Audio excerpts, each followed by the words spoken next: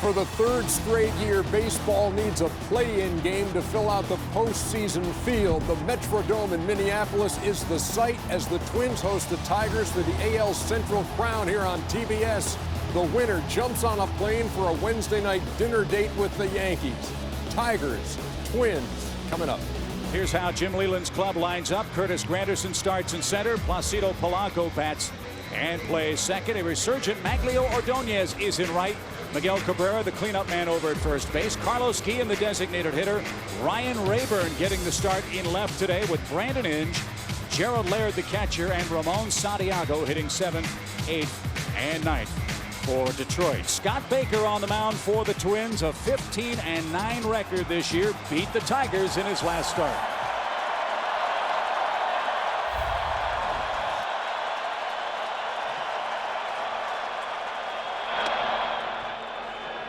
Well, when you look at Baker's stats this year, 15 wins after a really slow start. He was asked how he would do tonight. He said, I'm healthy, I'm ready, I'm on my normal rest. I feel as good as I've felt all season. Why wouldn't I pitch well?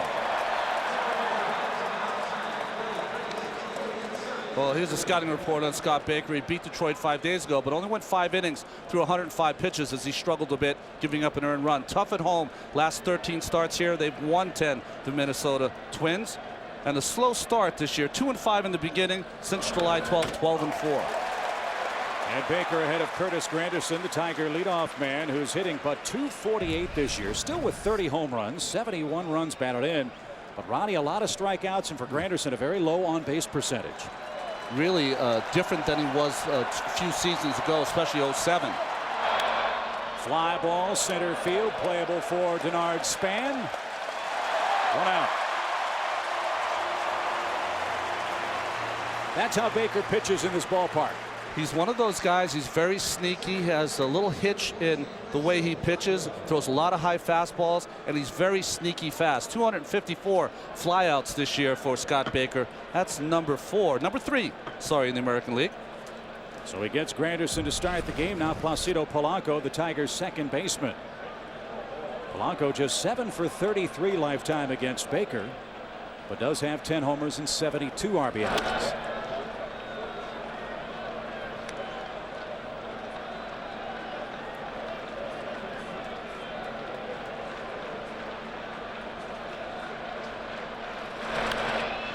You know, Chip Baker's guy that started in spring training, he was going to be their #1 this year. Came out of spring training on the DL because of his shoulder and really had a tough go of it in the beginning, but now has been very sharp of late for Ron Gardenhire's club. What a run for Gardenhire's team, winning 16 of their last 20 and doing it without Justin Morneau.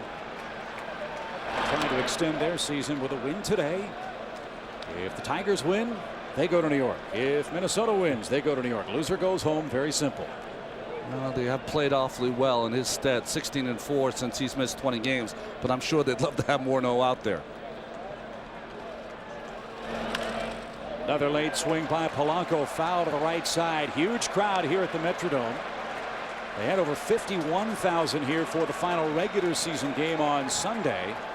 And they've raised the curtain in the upper deck to accommodate all the Minnesota baseball fans who want to come see this game 163 today. How about this double dip? Brett Favre last night for the Vikings and the Twins going for the Central Division tonight. First strikeout of the game for Baker. And Polanco, a very tough man to punch out. Well, defense is always important for the Minnesota Twins. Young, Span, and Kubel in the outfield. And then the youngster Tolbert with Cabrera, 2 Gold Gloves at shortstop, Punto and Kadire at first base. And of course, Joe Mauer, 1 Gold Glove. Only other Minnesota catcher to ever win a Gold Glove was Earl Batty in 1961 and 62. And that brings up a resurgent Maglio Ordonez. It really has been a tale of 2 seasons for the Tigers right fielder. Really struggled in the first half of the season, but since the All-Star break, hitting almost .380 for this Tiger team, and has 22 hits in his last 42 at-bats when the games have meant the most for Detroit. Jim Leyland was talking about Ordonez. He said early in the season he had really, like, he was feeling for the ball, and now he's gotten so much more aggressive, which is the way he hits.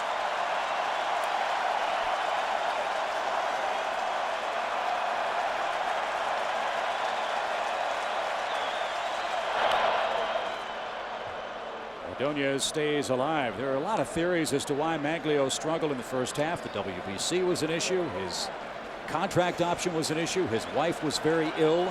But all of those things have been resolved very favorably for Maglio Ordonez now, and he's really taken off in the middle of this Tiger lineup.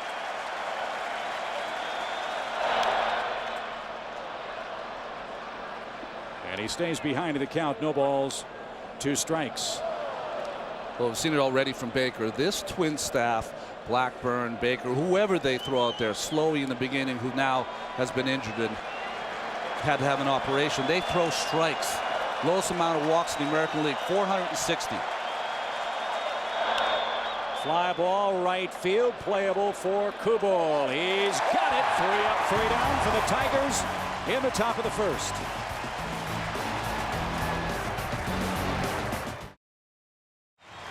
There's the mighty Mississippi here in downtown Minneapolis. Tigers fail to score in the top of the first, and now we'll see if the baby-faced right-hander Rick Porcello can pitch a gem for the Tigers today. Well, he has been outstanding all season long. You see they've kept his innings down, and the scouting report established both fastballs, the 4-seamer and the 2-seamer. Gets a lot of ground balls. Big game Rick, his catcher Gerald Laird, has said that he's 20, pitching like he's a 30-year-old, and he's getting stronger. 5-2 in his last 12 starts. One hop bouncing ball handled by Miguel Cabrera at first. That takes care of Denard Span, and that'll certainly, I would think, calm down Porcello. 1 pitch and 1 out here in the bottom of the first inning for the Twins. Their lineup: Span first, Orlando Cabrera, big hit pickup for them at shortstop. Joe Mauer on the cusp of a batting title is hitting third. Jason Kubel in right. Michael Kadire at first. Delman Young had a very big homestand for the Twins. Jose Morales the DH. Tolbert and Punto the last 2 for Minnesota. If you're home and on your team you've got someone in your rotation that pitches awfully slow, don't be alarmed. This young man, Rick Porcello, pitches incredibly quick. Keeps all his fielders in the game. Produces a lot of ground balls. And look at that late swing from Cabrera on a 94-mile-an-hour fastball. Ron Gardenhire couldn't say enough good things about Orlando Cabrera and what his acquisition has meant for this Minnesota club. You have to remember Gardy's an old shortstop, and he knows how to scout these players. And all of us know that Cabrera has been a winning player in the postseason 4 of his last 5 seasons. Gardy knows that too. And it allowed him to move Nick Punto to second base, which made their middle infield defense a whole lot better. As you mentioned, Cabrera's played in postseason before, but he's also become kind of a Latin liaison for this ball club. A terrific guy that Gardenhire can go to and have Cabrera counsel some of these young Minnesota Twins. And a bouncing ball hit out towards short. Santiago has it. And there's that second ground ball out from Rick Porcello. 2 down. Well, the defense with Detroit. Rayburn's playing left field because of that large left field. Anderson and Ordonez. In Santiago, Polanco and Cabrera, the 4-time All-Star. Behind the plate, coming over from Texas, was Gerald Laird, who's done a nice job for this Tiger team.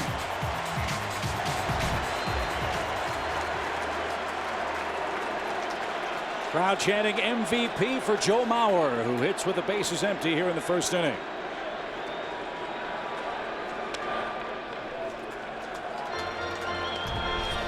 To put it in perspective, Mauer can go 0 for 17 and still win the batting title over Ichiro. Are you expecting extra innings tonight? No, I just like his chances an awful lot. And how about that? Mauer, a catcher, winning another batting title. Well, neither you or I are from this area, but he's got to be the closest thing to the natural here in Minnesota. Lined into center field, a base hit. Granderson will try to cut it off. Mauer's going for 2. Here's the throw, and it's late.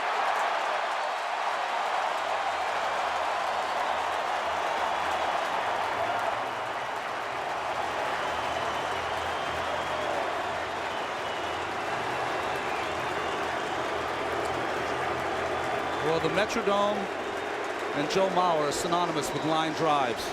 And a great chance by Mauer right there on this line drive, as you can see on the pitch tracks. Catches a little bit too much of the plate. Also up in the strike zone. Porcello, who likes to pitch down. And the smart player that Mauer is, he takes that chance with 2 outs to try to get in scoring position. Just under the throw, get Granderson. And that brings up Jason Kubel, who has had an unbelievable run too. 3 homers in his last 6 hits. 8 RBIs over his last 13 at bats. And with Michael Kadire moving to first base, it's Kubel that's played right field and has really hugely protected Joe Mauer. And Porcello catches the inside corner. Well, to put in perspective what kind of second half Ron Gardenhire's right fielder Kubel has had 57 RBIs in the second half. Only Condre Morales of the Angels and Mark Teixeira of the Yankees have had more. Fisted towards short. Santiago makes the running catch, and that retires the side. Kubel lines softly to short, and we're scoreless after 1. Scoreless game as we move along to our second inning of play. Let's check out the umpiring crew as assigned by Major League Baseball for today's game. Randy Marsh calling balls and strikes. Dale Scott, Jerry Lane, Gary Cedarstrom on the infield. They do have outfield umpires too. Field and Culbreth down the left field line. Bruce Dreckman in right. This is still considered a regular season game, not a playoff game, yet baseball has the playoff umpiring rotation in place here at the Metrodome. Well, there was a precedent set years ago to have the 6 umpires, so they just continued with that.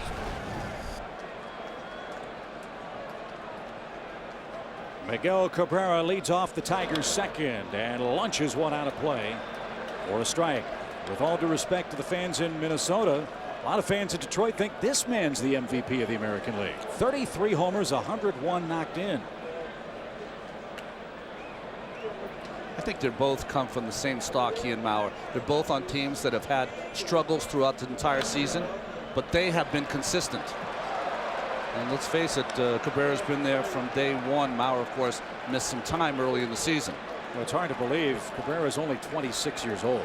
I mean, he's one of those guys you think has been in baseball for 10 years. I do think the more difficult position of catcher, though, is more impressive with what Mauer has done. If he wins this batting title, which he will, 3 batting titles for him. There's only been 3 in the entire history of the major leagues.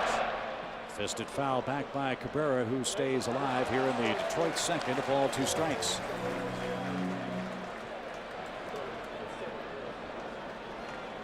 Ernie Lombardi won a couple.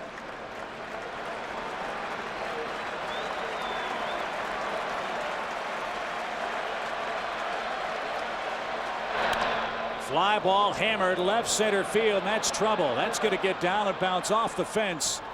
And Miguel Cabrera glides into second with a leadoff double. Good start for the Tigers here in the second. That ball was crushed. Well, Chip, he's about as good a right-handed hitter as you're going to see in the American League. You watch this pitch tracks. He tries to get the ball inside, does not. The ball is down enough, but it's out over the middle of the plate. Cabrera is so strong, almost one-handed. He can hit that into the gap. That snaps an 0 for 14 slide for Miguel Cabrera. Bookend hits, both of them against Scott Baker. So this is an important sequence for the Tigers. An early run for the visitors. Ronnie is huge in this place. It's huge, and with Carlos Guillen being up, being one of those veterans, you'd like to see him try to get the ball and move the runner along, either with a base hit or sometimes even making an out early in the game can get Cabrera to third base.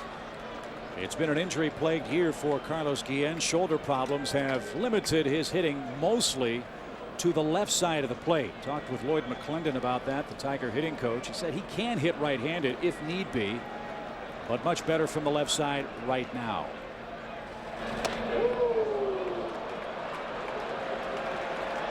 Little nerves here early for Mr. Baker. He knows this is a big sequence early in the game. He's trying to pitch Guillen in to stop him from pulling the baseball, or at least trying to pop him up.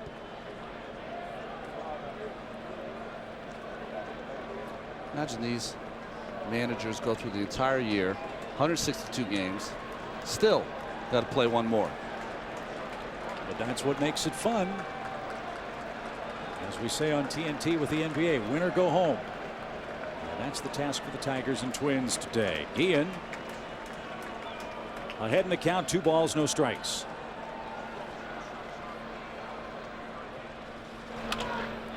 Fly ball center field. Denard Span has it. Cabrera thinks about tagging, can't move up. Not a productive at bat for Guillen.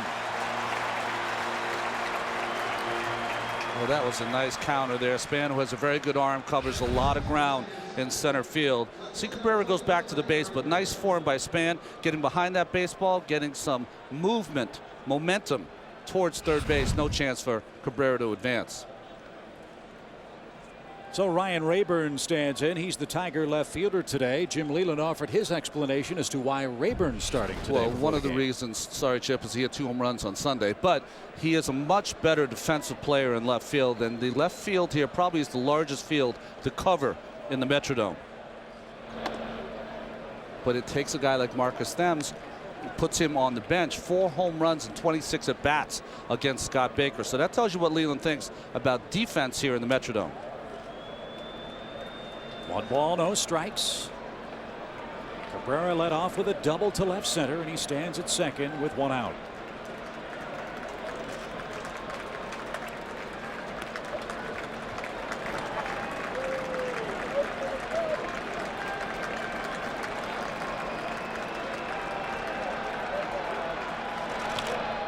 Fisted into shallow right. Kubel can't get there, plays it on a big hop, and the Tigers have him at the corners with 1 out. So Rayburn keeps up his hot hitting. A blue pit to right has Detroit in business for Brandon Inge here in the second. Well, sometimes the pitcher makes the pitch, as Baker does, in on the hands of Rayburn, but just strong enough to get that over the head of Punto. Played nicely by Kubel there in 1 hop to keep Cabrera from scoring. Cabrera, of course, had to go halfway. Well, here's a spot for Baker, a fly ball pitcher where he would dearly love to get the ball on the ground. With Brandon Inge up there, he's hitting to 12 double plays this year and has been plagued all season long with a chronically hurt knee.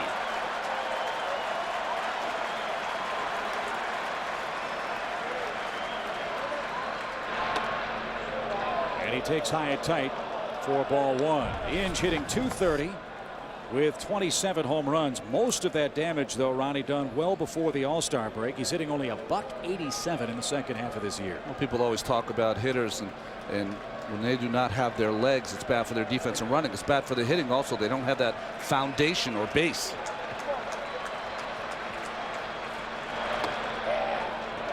Just missed. Randy Marsh's reputation behind the plate. Is he a hitter's umpire or a pitcher's umpire? He's absolutely a hitter's umpire. You'll see on the pitch tracks, this ball is right down the middle, catches a big part of that strike zone. The first pitch in this sequence was also a strike. So Randy has a very small strike zone, always has.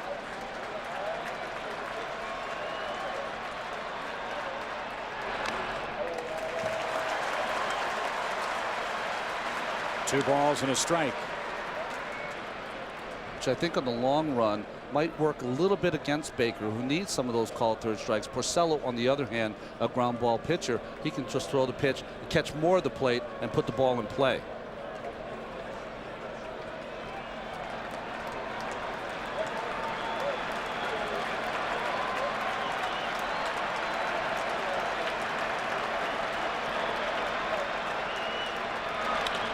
Hot shot, caught by Cabrera. Big second out. And that's a problem that's plagued the Tigers all year, Ron. Runners in scoring position situations, big hits have been tough to come by. Well, think about it this way, Chip. The offense sometimes give it and sometimes take it away. Rayburn with the little shot into right field, but here a line drive off the bat of Inge right at Cabrera makes a nice play in the hole. Cabrera's has had a bulky hammy, has not been able to cover as much ground, but he's one of those shortstops that makes all the routine plays. So the two-time Gold Glove Award winner comes up with the biggest out of the game so far for Minnesota. And now it's up to Gerald Laird, hitting .200 this year with runners in scoring position and 2 outs. Popped him up into shallow left. Young coming on. Cabrera's under and no trouble with the roof. Baker allows a leadoff double and pitches out of second, inning trouble. Well, the great thing about Orlando Cabrera and why he's a winning player is that when you have even the simplest of plays, just this little pop-up to end the inning, You know what he does? He takes charge. Because in this Metrodome, people sometimes tend to look to the other guy to try to catch the ball. Anything in the air here, you know your kids in the buddy system? Everyone come together, make sure you have a friend, and try to, both of you, look for that ball in that white Metrodome sky. So fine play by Orlando Cabrera. Baker pitches out of a big second inning mess, a leadoff double, left stranded by the Tigers, and now Michael Kadire digs in for the first time. Well, you talk about a leader of this Minnesota ball club, from Ron Gardenhire on up or on down, whichever way you want to look at it. They have pointed to what this man has done, with Morneau going to the shelf being hugely important for this Twins run. Well, I think the key is the power that he has showed. Home runs in the second half this year. Kendrick Morales again the leader with 19, but Kadire had 18, tied with Teixeira, and I think that is the key. When you lose Morneau, you lose a lot of power. Not only did Kadire jump in there and get hits, there's Justin right there, but he also hit for power, and I think that was the key in their 16-4 run. And as important as the offensive production has been, you've made the point a couple of times today, the kinds of players the Twins want to have: pitching, defense. Kadire's not made an error since moving to first base.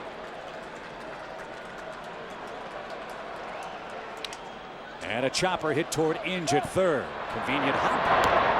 And Kadire is out number one in the second. Porcello indeed getting the ground ball outs early. That's 3 so far in today's game.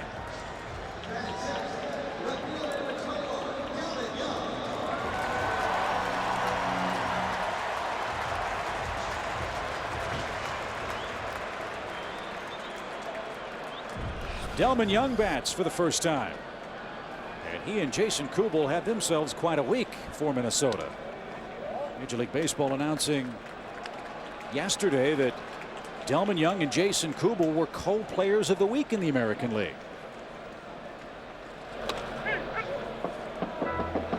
Young hit safely in all 7 games, had 5 multi-hit games, hit .448, scored 6 times.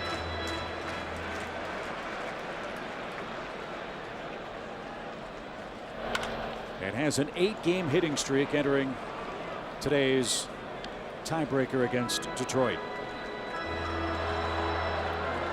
Well, early in this game, both pitchers are throwing extremely hard, aren't they?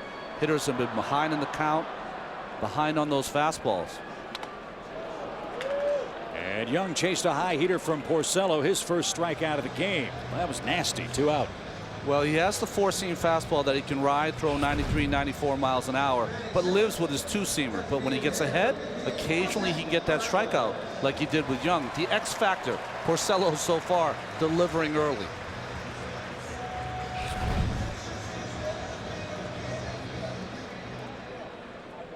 "14 wins for Rick Porcello." And a strike to designated hitter Jose Morales. .316 is his average, with 7 runs batted in this year.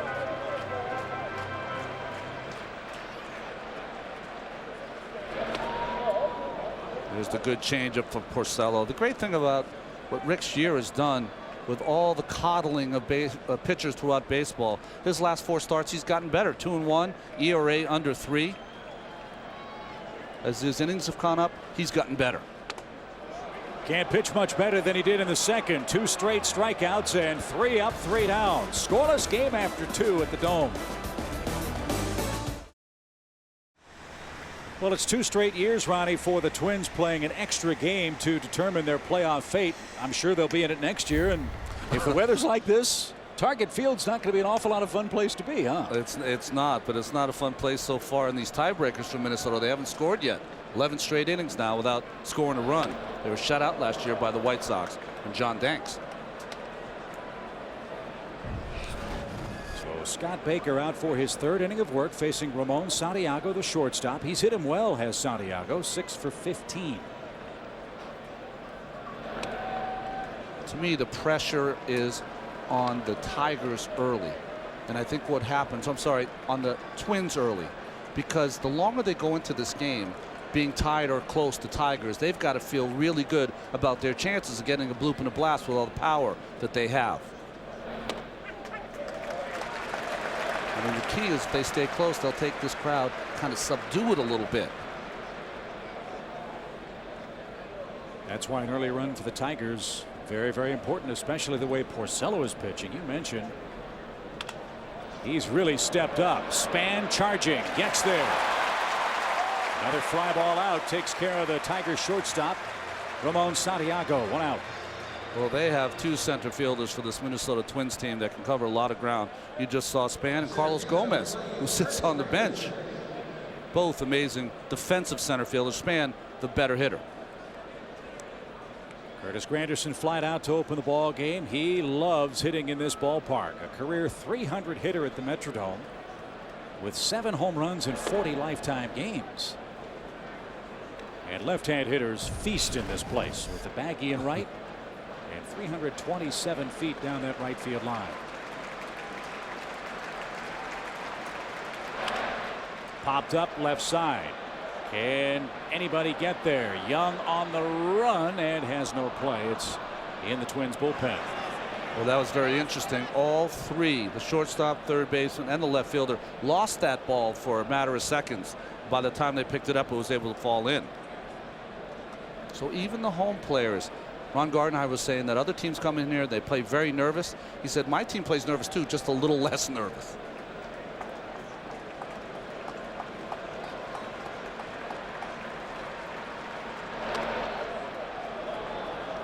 Letter high at 93, just missed. 2 balls and a strike. There's Maglio Ordonez. He will hit next for Detroit.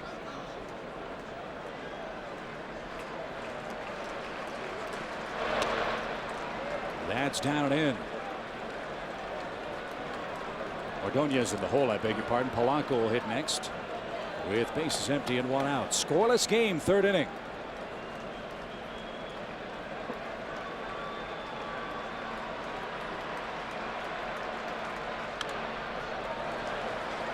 You know, when you watch Joe Mauer catch at home, folks, he's 6'5", 230 pounds.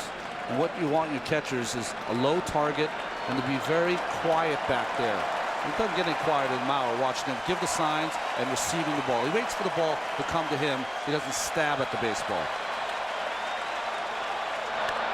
Ripped foul. Big hack by Curtis Granderson.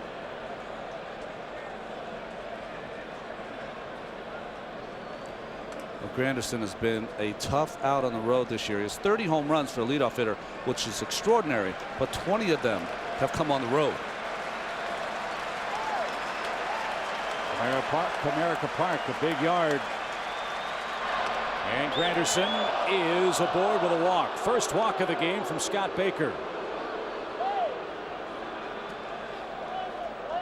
And now a chance for Granderson to create a little havoc on the base paths with Polanco up and 1 man out. See the pitch count so far, pretty good. Strike to ball ratio good for Scott Baker.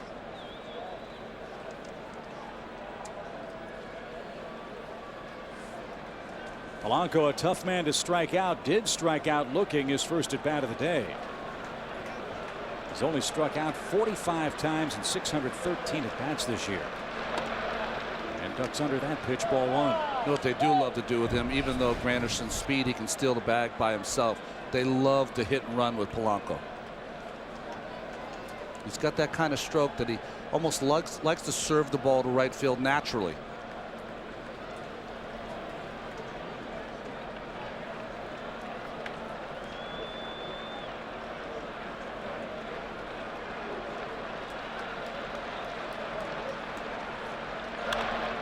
Yanks that ball well foul and out of play. Polanco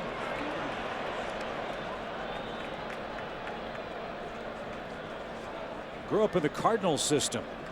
A 19th round pick back in June of 1994. Made his first appearance in the big leagues in 1998 with St. Louis. Then went to the Phillies, who traded him to the Tigers for Ramon Martinez and Ugueth Urbina in June of 2005. All the different signs you're getting from Maui. Does not want Granderson to look in and steal a sign. Runner goes. Ground ball hit towards second. Flip to second. Not in time, but get the runner at first. Does Minnesota. Wow, was that slick from Punto to Cabrera. Detroit stays out of the double play by sending the runner, and nearly still Minnesota almost able to turn two. You know, it's probably a choice that Punto would like to have back. He is very slick, but with the fast running Granderson, you really want to get him off the bases. Punto thinks he can turn two, but see, that toss is too high. Cabrera had to come off the base. They only got the out at first base, which is a good thing, but now you have the fastest runner for the Tigers in scoring position. So that's a 4-6-3 put out of Polanco. Granderson at second with 2 outs for Maglio Ordonez, who flied out his first time up. Again, an early run for the Tigers would be very, very big.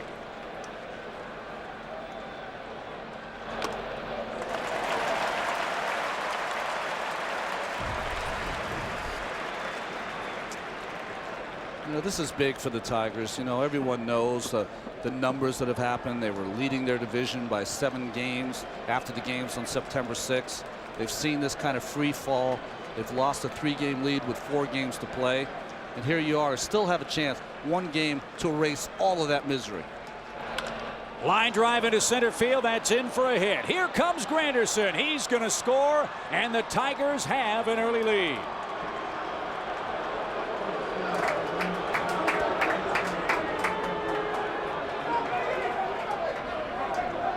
He's been a different player since the All-Star break. Well, Jim Leyland said he's swinging at the ball aggressively. Not a bad pitch as far as down in the strike zone, but caught too much in the middle of the plate. And Granderson, who was not erased at second base, now scores this run. Good hitting by Ordonez, who in RBI situations loves to go to right and right center. 49th RBI of the year for Maglio Ordonez. And now Miguel Cabrera bats. He doubled to lead off the second inning. Tigers this year 55-30 when they score first. And they've done so here in Minnesota.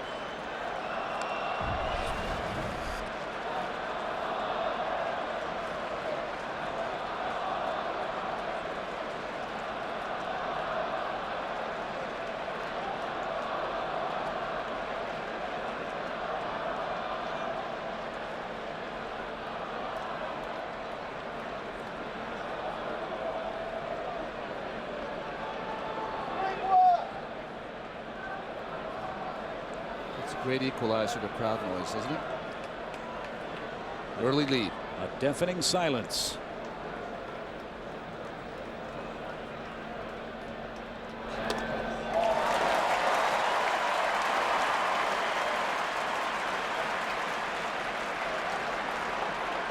A 1-out walk has come home to roost so far for Scott Baker.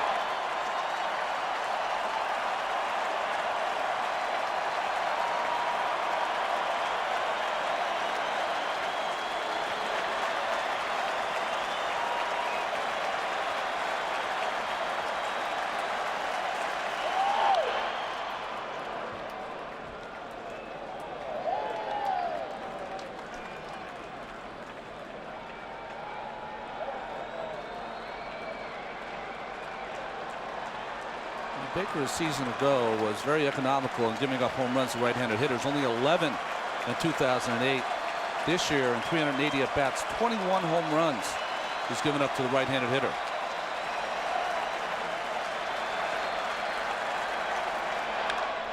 Towering fly ball center field, well hit. Span going back at the wall. It's long gone.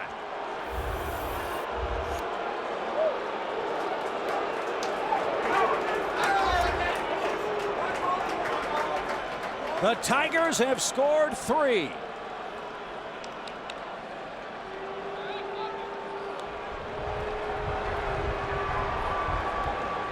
And there is dead silence here in the Metrodome. And after a controversial weekend for Mr. Cabrera, he's come out swinging. Little breaking ball in the middle of the plate. And with that standing at the plate, he knew it was gone as soon as he hit it. 3 runs on the board early for the Tigers. So Cabrera with a double and a homer. And Minnesota in a deep 3-0 hole here at the Metrodome, and the home field advantage that is this homer hanky waving crowd is gone, at least for now.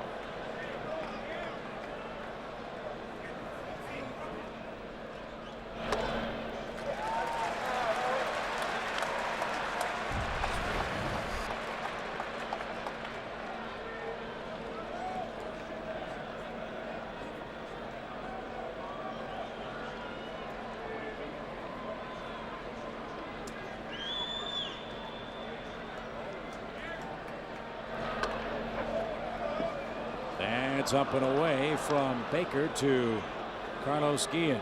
2 balls and a strike.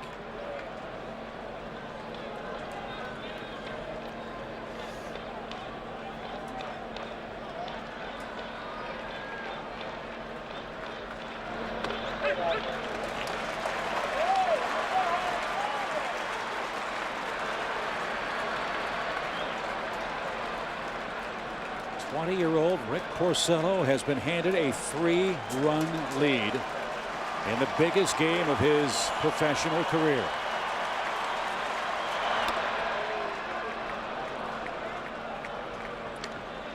Full count.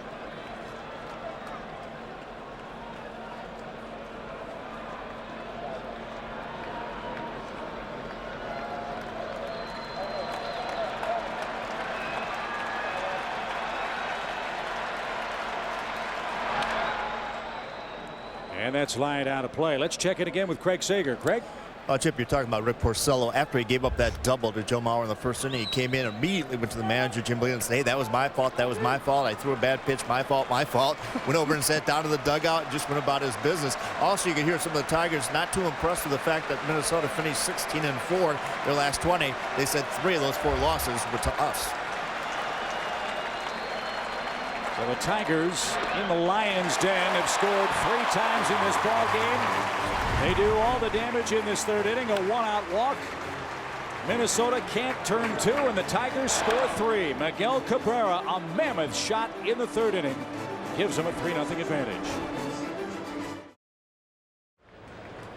Redemption, thy name is Miguel Cabrera, at least so far today. 2 for 2 and a towering 2-run home run. And now Rick Porcello has a very nice 3-0 lead with the lower portion of this Twins order up. Well, the most important thing for any starting pitcher is after your team has scored you some runs. It's called the shutdown inning. Do you come out and put up a 0? Before these Detroit starters, the best of the lot is this 20-year-old Porcello, 3.58. Verlander and Jackson about a run higher. But the one thing he cannot afford to do is start walking people with this lead. And he's behind in the count. 2 balls and a strike to Matt Tolbert.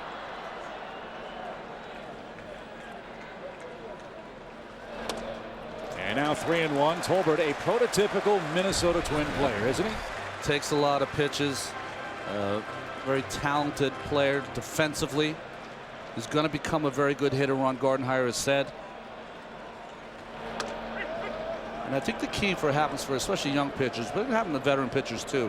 When you get some runs, you start to think of result. Boy, if I get 5 innings now, we're looking pretty good, instead of concentrating on hitter to hitter. That's a fair ball. Inge, great play. Throw to first. Infield hit.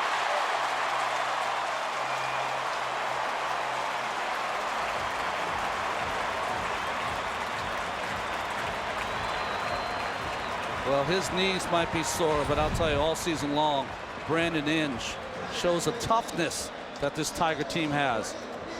Gets down and dirty with a good throw to first base from his knees. And just Tolbert, of course, a little too fast. That's all the way in foul territory. And luckily, Tolbert had that speed. So great diving stop by Brandon Inge at third. Saved an extra base hit. And now Nick Punto, the second baseman, will try to move along Matt Tolbert from first here. Punto is one of those guys that he doesn't hit too much. He doesn't do too much as far as the scorecard or the box score is concerned.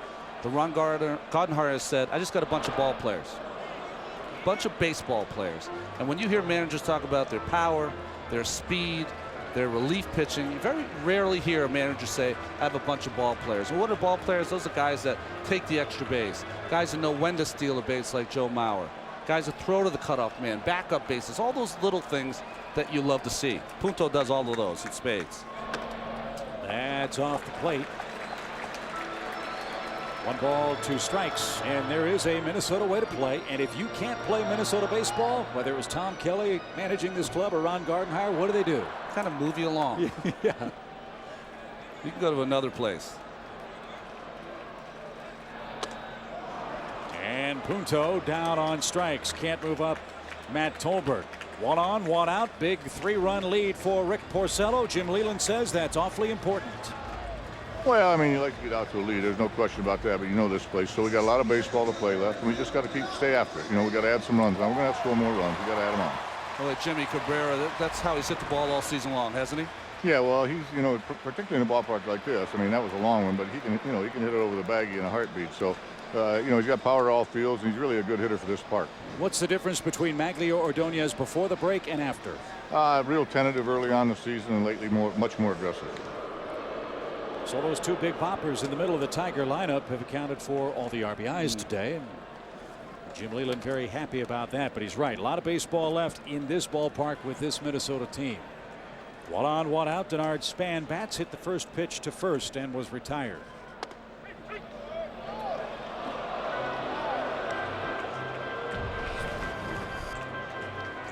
Well, Denard Span certainly would be, with his speed, a tough runner to double up, but none better than Porcello. 24 has induced 24 double play grounders this season.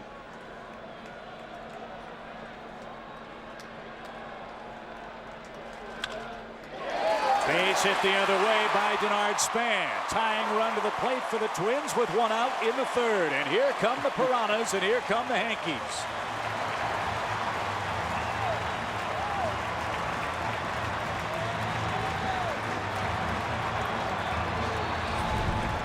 Well, nice hitting. If you're going to hit a sinker baller, this is the only way you can hit him. You have to go the other way.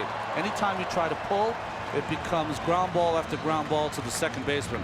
Nice hitting by Span. And the point that Jim Leyland made just a second ago about the Twins here.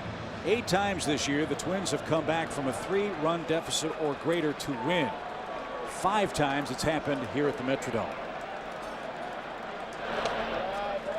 And Orlando Cabrera, with that 15-game hitting streak, digs in. He's 0 for 1 on a ground ball out to shortstop.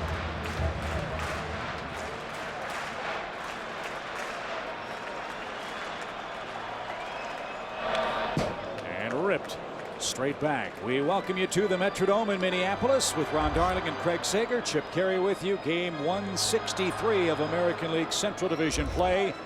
The Detroit Tigers lead by a 3-0 score. An RBI hit from Maglio Ordonez in the third, and a Miguel Cabrera 2-run homer to right center has accounted for all the scoring so far.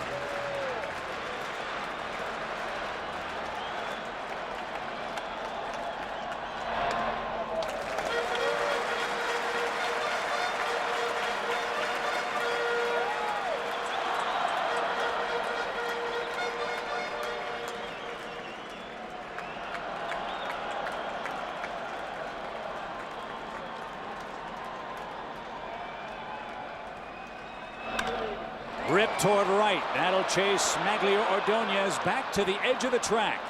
And tagging from second is Tolbert. He's on his way to third and will make it without a throw.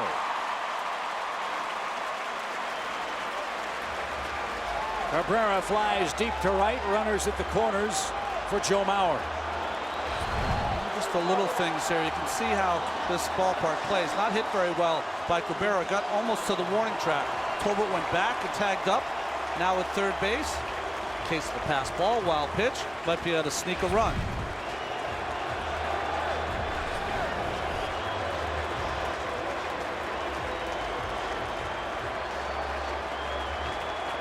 Joe Mauer missed the first month of this season.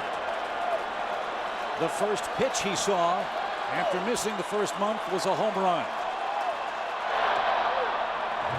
And you know they would love to see him launch one here at the Metrodome and tie this game. Well, how he's really changed is that his first 5 years in the big leagues, he averaged home run every about 50 at bats, less than 50 at bats. This year, every 18.6 at bats. So he has increased his power. Good move by Porcello to first. He's got the whole package, this young man. Pretty good at holding runners on. Has a real idea about how to field his position. Great future.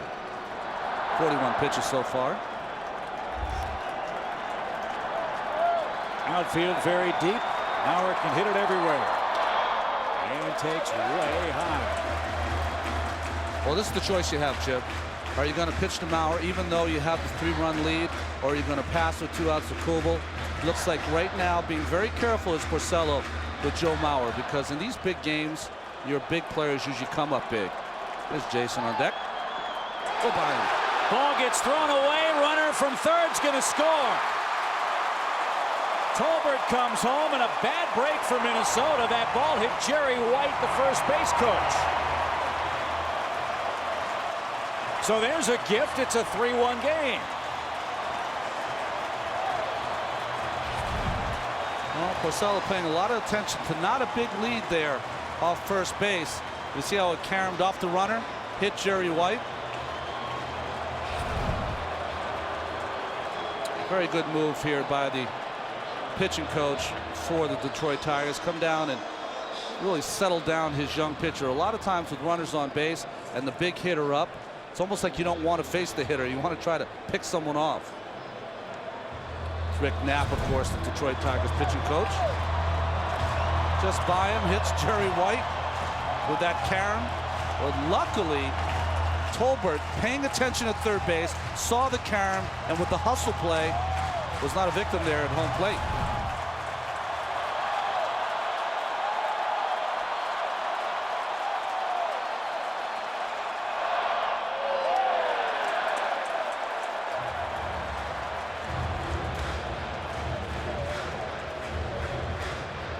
Rick Knapp, for 12 years, was the minor league pitching coordinator with these Twins, so he knows this Minnesota club exceptionally well.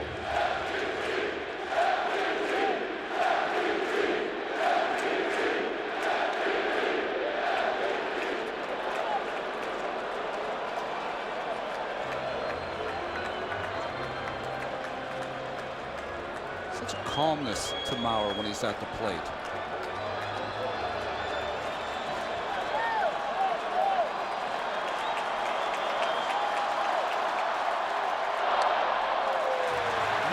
Is walked. They pitched around him in this third inning, and now Jason Kubel, the man of the hour for Minnesota.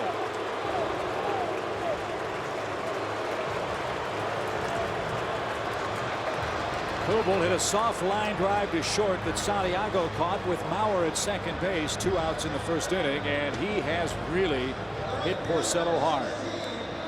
Well, he is 8 for 12. A lot of the bats against the 20-year-old in his first season. He represents the go-ahead run.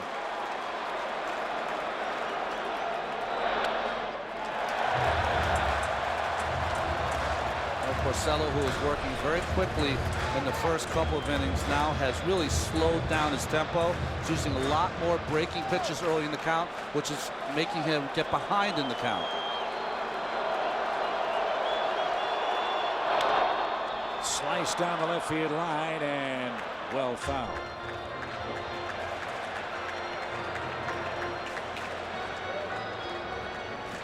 Kubel, a 12th round pick by the Twins in 2000 out of South Dakota. 27 home runs, 102 knocked in this year.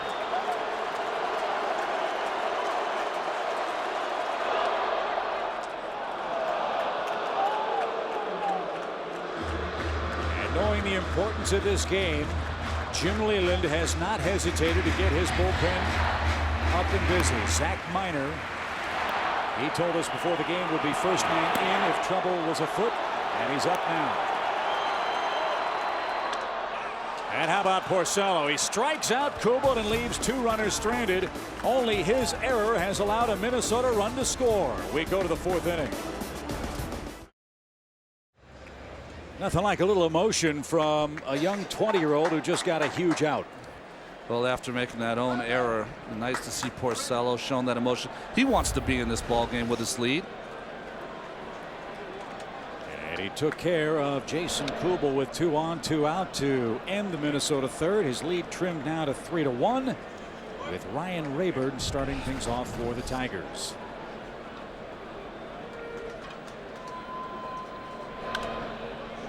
Popped up out of play over our heads to even the count. Rayburn, a 5th-round pick by the Tigers back in 2001. Jim Leyland telling us before the game the big left field and the fact that he's been very hot at the plate is why he's getting today's start.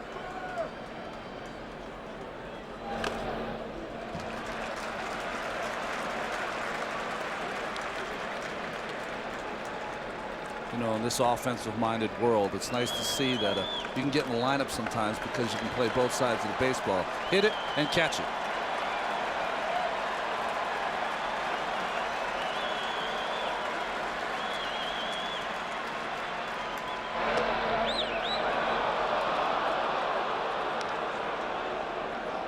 Two balls, 2 strikes.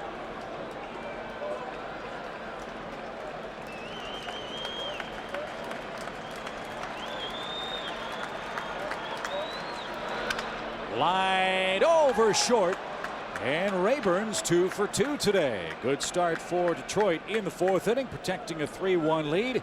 And Ron Gardenhire, the Minnesota skipper, not real happy that Miguel Cabrera's red hot today. I think we've seen that, a couple of them.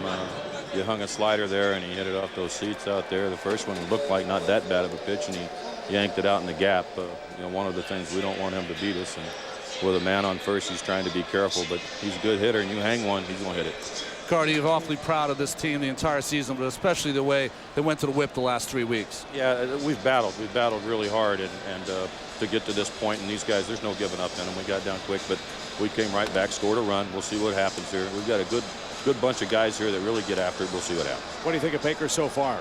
He's misfiring a little bit, but you know what? He's competing. He just has to keep the ball down and make his pitches and execute them a little better. So a leadoff hit has Rayburn aboard, and now the middle of the Minnesota infield, along with Joe Mauer, will talk on the mound, and that allows Bobby Keppel a chance to start to loosen in Minnesota's bullpen. Well, it's part of being a leader. That's 2 reasons. One, Cabrera and Mauer come out there. 2 reasons. One, to talk to Baker, try to settle him down. He's not getting a lot of calls from Randy Marsh, but also that little time spent on the mound gives Bobby Keppel a few more pitches to get loose, just in case Baker can't make the adjustment. 3 runs on 5 Detroit hits so far in this game. Nobody out, 1 on, 4th inning.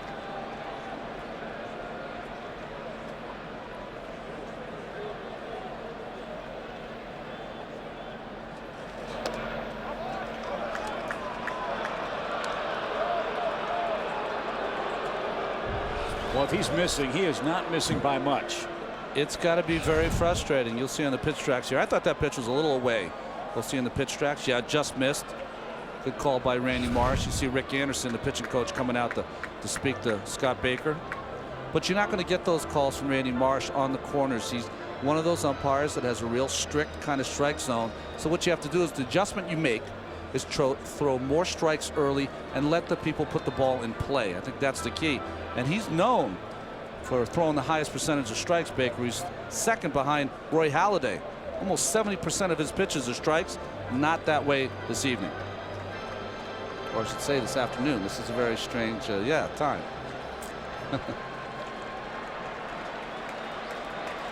So the meaning, a brief one. 2 balls, no strikes. Brandon Inge.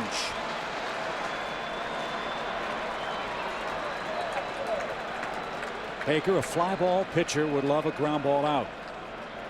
And a chance to turn 2 in this game.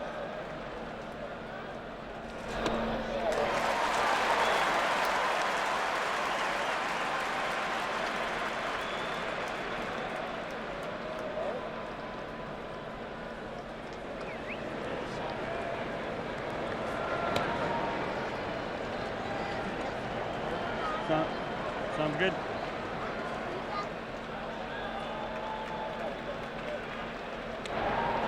This Metrodome is going away, and with it going the relief pitchers warming up on the field in foul territory. That's something you don't see anymore with the new ballparks. That call right there is to find out if Mr. Keppel is ready.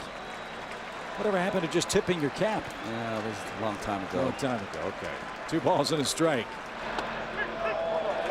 Inge checked to swing. That one good enough to even the count, 2-2. You see that pitch count now creeping up for Scott.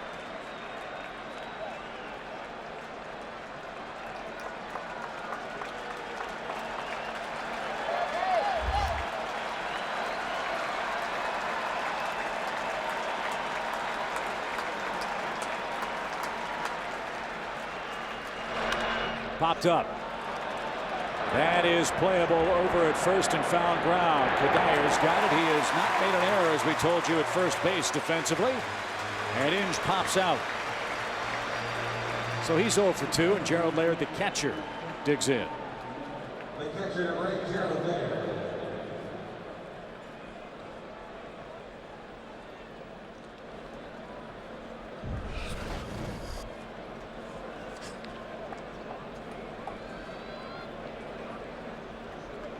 Boy, Laird's done a wonderful job for this Detroit ball club behind the plate. One of the best throwing catchers in the American League, too. He's probably not going to win the Gold Glove because the guy that's squatting next to him, Joe Mauer for Minnesota.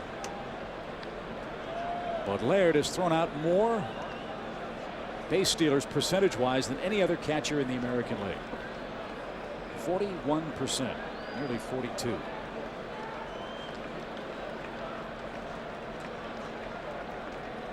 What I think, though, Jim Leland and Rick Knapp love about Gerald Laird's way he calls the ball game, the way he really works with these pitchers like Verlander, Edwin Jackson, Rick Porcello. They've all had fine years. That doesn't come in a vacuum. You need a catcher to help you along.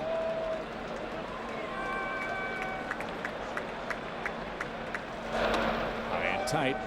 1 ball, no strikes. And the Tigers' 5th best ERA in the American League, 4.29 coming in. A lot of that having to do with Justin Verlander and his huge strikeout year. Edwin Jackson, a great pickup in that deal with the Tampa Bay Rays. Porcello, quite obviously, 14 wins. Their bullpen has been awfully good.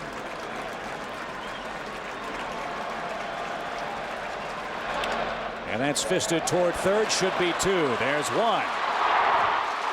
And 2.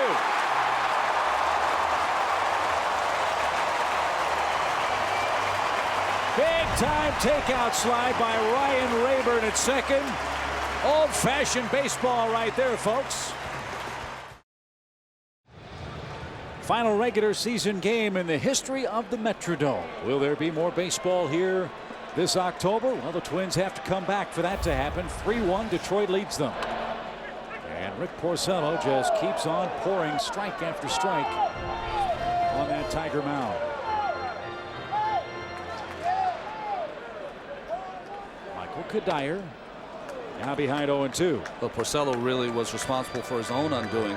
It's the first unearned run he's allowed since July 5th. And that was against the same Minnesota Twin ball club.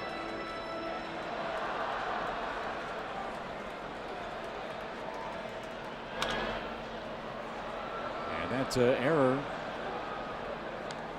from Porcello, a throwing error when he tried to keep Denard Span close at first base with Mauer in the batter's box. Threw the ball away. Tolbert came home on the error, and that's the only Minnesota run so far on the afternoon. Tigers got 3 runs in their 3rd inning. The big blow, a Miguel Cabrera homer. You know, Chip, this young man from Seton Hall Prep in New Jersey, Porcello, really the Tigers had to improve their starting rotation. And this year they went from 11th in 2008 to 3rd. And they reduced their ERA almost a run because of Porcello, who they had really thought was going to start in Double-A. Kadir swung at a bad ball and is thrown out by Gerald Laird. Strikeout number 5 in the game for Porcello. Good start in the 4th inning.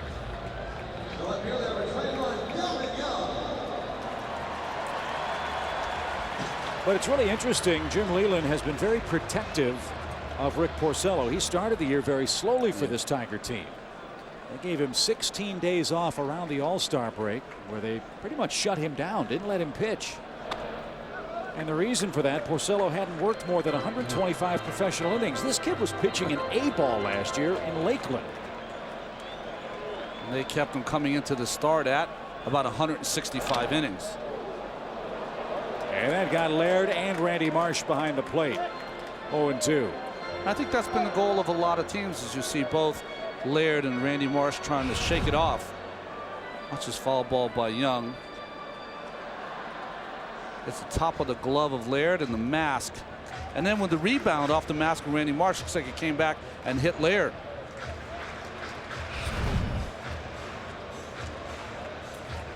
think it really is the state of the game right now, Chip, is that if you have young pitchers, as they check on Laird, they try to limit their innings in their first couple of seasons. And it's really a dramatic difference between the way, say, the Tigers have handled Rick Porcello and the Yankees have handled Jabba Chamberlain. Well, I think they were trying to do some of the similar things. Here we go with the foul ball again. You know, it hits the side of that mask. It really jars that mask all around your face for Randy Marsh. Both shaken up. Young down 2 strikes. He struck out his first time and looks at a 95-mile-an-hour fastball. Listen, the most famous of it, of course, is the Jabba rules that are in New York because it's in New York. But every team around baseball is trying to limit the innings of their young pitchers, especially a guy they thought would start in Double-A. Popped up right side. Polanco has no trouble. And quickly 2 outs. Well, 111 pitches for Porcello in his last start. No ill effect so far from him today.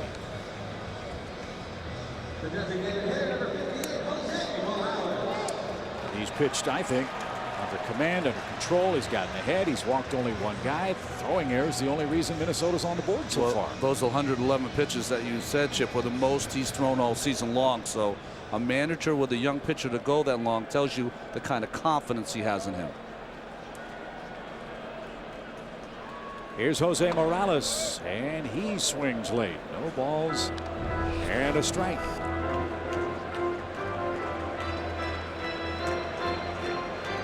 The winner of this game gets the Yankees in Game 1 of the division series.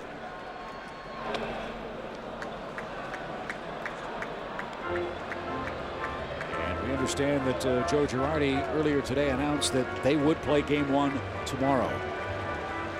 They have the right to determine which series they wish to play. And Porcello, another strikeout. 6 of them in the game. He's pitching beyond his 20 years today, folks. 3-1, Tigers lead it.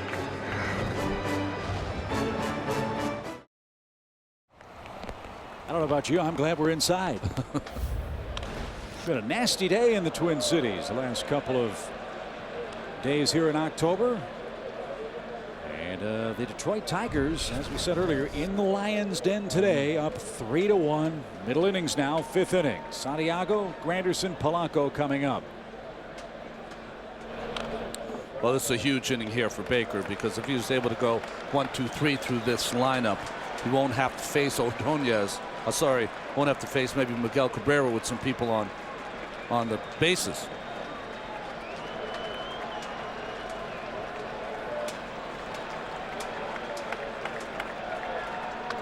Outside, and the count to Santiago, 1-2. Jim Leyland had a choice today whether to play Santiago at shortstop or Adam Everett, but you never know about the chess match between the 2 managers.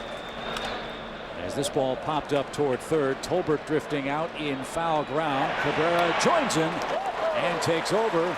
Adam Everett used to play for Minnesota, now plays with the Tigers.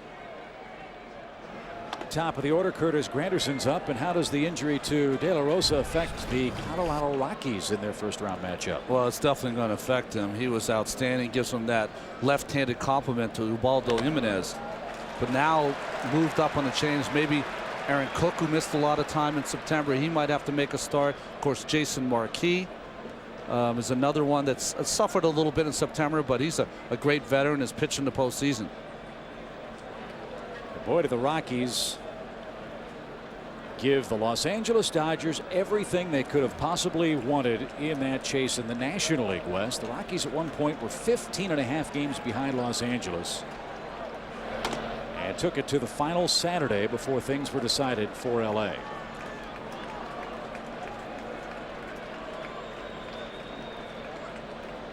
And of course, all the playoff fun starts tomorrow here on TBS with a triple header.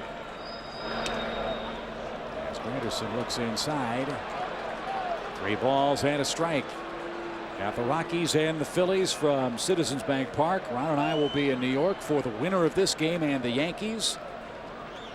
And then the Cardinals and the Dodgers from Dodger Stadium. Popped up again right side. Kadire.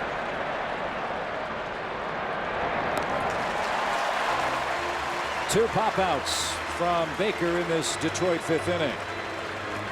MLB on deck with Cal, with Ernie, Boomer Wells, and Dennis Eckersley. Begins at 2 o'clock Eastern. Then game 1, Phillies and Rockies.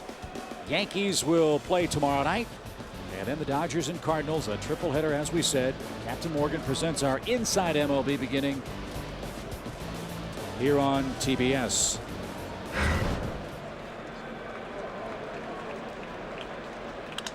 Line drive, softly hit center field. Span can't get it. A blue hit for Polanco. And now the Tigers have a man aboard. Exactly, Ronnie, what they want with the big boppers coming up. Well, the big boppers in Ordonez and Cabrera have driven in all the runs for the Tigers in this game so far.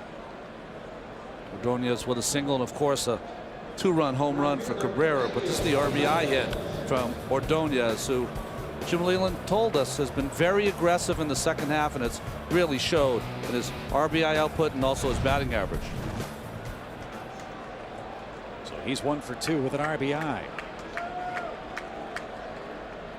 And Polanco back at first. It's tough enough to win a major league game, but you got to think about what this game would mean for the city of Detroit. Their fans, we all know the economic miseries that are taking place in Motor City with the auto industry. How big a lift emotionally would the Tigers advancing in this game mean to Motown? Listen, sometimes what happens when you have these kind of teams, a community can really rally around the team, and certainly they've done that with the Tigers this year. You can only think of 1968 when they had all that racial strife in Detroit, and they rallied around that team that year, those 68 Tigers.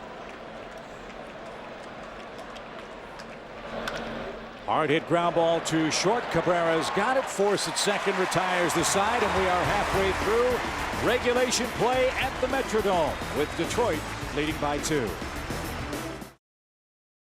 Only one man in baseball history has been younger than Rick Porcello and start a tiebreaker ball game. That was Ralph Branca, and it happened in 1946. He was 28 days younger than Porcello when he started and lost the opener of then best-of-3 series against the Cardinals that year in a 3-game playoff that decided the National League championship. And now Porcello with a lead in the bottom of the 5th inning, in the bottom of the order up. And Matt Tolbert.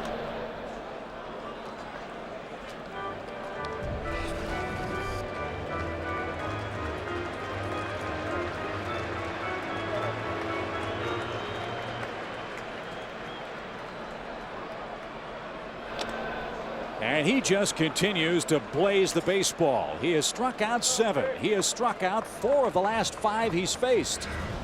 Well, when you watch him today, Rick Porcello is really a ground ball pitcher. Only had 81 strikeouts and 165 innings pitched coming in. But this extra adrenaline, maybe pitching in this Metrodome, has been going to that 4-seamer more.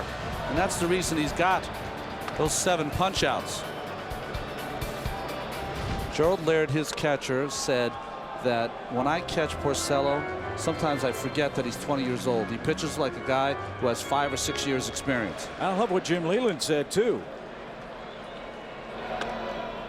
He may get beat, Jim said, but he's not going to be scared. He's not going to beat himself, and I think that's one of the keys for young pitchers. Only 1 walk.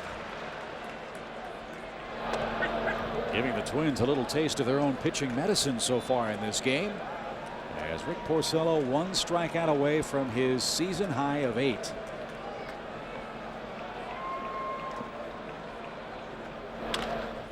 Ground ball to short. Convenient hop, Santiago, and quickly 2 are out here in the 5th inning. And the other big story, the Metrodome. It is a non-factor right now. Well, think about it. He's had to grow up quickly. Here's a guy that should have started in Double-A. They had to rush him because they had rotation problems. He won 14 games. Don't forget, he had a game in Boston where he hit Euclid, had to get suspended because Euclid charged the mound. So he's gone through a lot of different things for a youngster. Now 11 innings pitched against the Twins the last 2 starts. Big starts. He's only given up 1 earned run.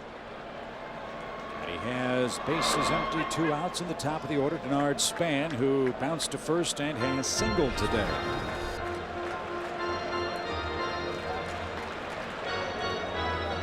Minnesota offense, which has been so red hot the last 3.5 weeks. Just 3 hits so far in this game, and 1 unearned run has scored for them.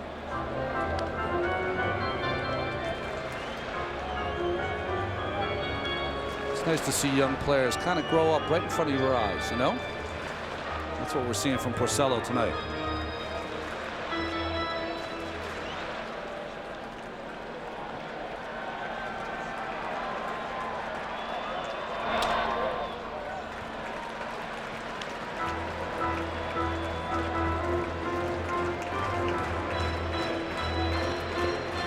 During this 16-4 Minnesota run, they're averaging over 6 runs a game.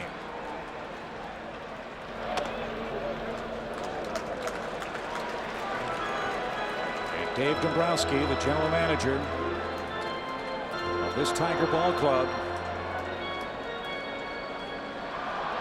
hoping they have a date in New York tomorrow night. Popped up. Shallow right center. Out goes Polanco. And he makes the catch, calls off Santiago. Tigers have played the roof very well, and Rick Porcello in command. He's retired 7 straight. Ron Darling, Craig Sager, Chip Carey, 5 complete. Scott Baker has had trouble with 1 man in this game, and it's the man in the batter's box. Ron, how does he approach him this 3rd time through the order? Well, he hasn't done enough inside. That's the key with Cabrera, is that he can cover any part of that outside plate. Jimmy Leland told us that he can knock it over that baggie at any time. How do you counter that? You have to throw the ball inside. Not 1 pitch yet from Scott Baker inside to Cabrera. Here we go. And it jammed him. Ground ball to 3rd. Tolbert's got it. And that worked out nicely for the Twins. First time they've retired Cabrera. Good call, Ronnie. 1 out. You know, it's a very strange game, baseball. The more dangerous the hitter, the more you have to pitch them in. You have to crowd them so they can't advance on the ball on the outside part of the plate. Carlos Guillen 0 for 2 has flied to center and has struck out. You saw the Tigers earlier this year, and they were struggling so mightily on offense. And a lot of folks were hoping that Detroit would make a trade at the trade deadline to acquire a bat. As Guillen pulls 1 out of play foul. Jim Leland said, well, getting Guillen back and healthy from those shoulder problems will be like us making a trade. And he's come back, but it doesn't seem like he's been healthy all season long. Remember, this Tigers team released and let Gary Sheffield go in spring training because they needed room on that DH for players like Guillen. Broken bat pop up right side of the infield. Kadire is under that. Now, how would Gary Sheffield, healthy and productive, look in the middle of this Tiger lineup? And you saw him on SNY with the Mets all year long.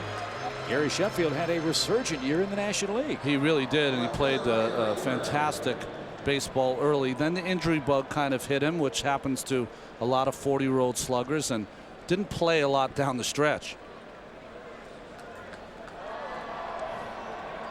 But here's Ryan Rayburn. He's had a fine day today, rewarding Jim Leland's faith in him with a 2 for 2 day. And this one popped up. Left side foul ground. Tolbert under. Staggers but makes the catch. Well, Ron Gardenhire said Baker just needs to execute his pitches. He's doing that, and the Big Poppers are up next. If there's been a magical inning for the Twins this year, it has been the 6th. And Cabrera, Mauer, and Kubel are coming up against Rick Porcello, who has sent down 7 consecutive men. Well, their fans must know it because they've scored their most runs in the 6th inning, have the Twins 123. And they only need 2 to tie this one today. But it also helps in the 6th when you're starting Cabrera and Mauer comes up. I mean, that always gives you a little better chance. Although Porcello so far doesn't really seem to have any dent in his armor.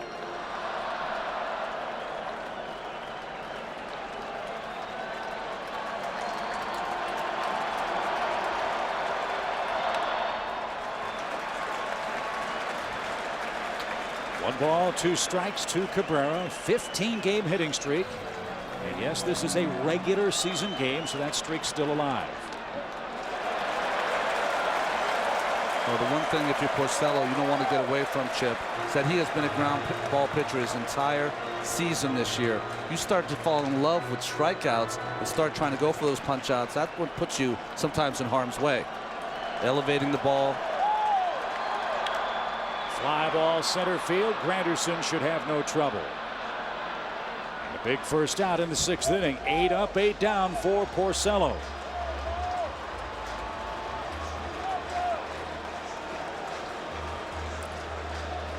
Cabrera 0 for 3. Here's Mauer. He's doubled and he was walked in the 3rd inning.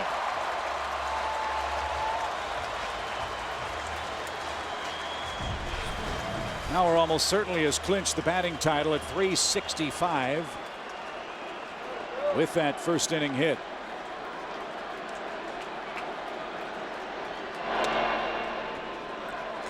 You know how you talk about a lot of ball players, whether they're Colorado Rockies or they play in certain ballparks that augment their numbers.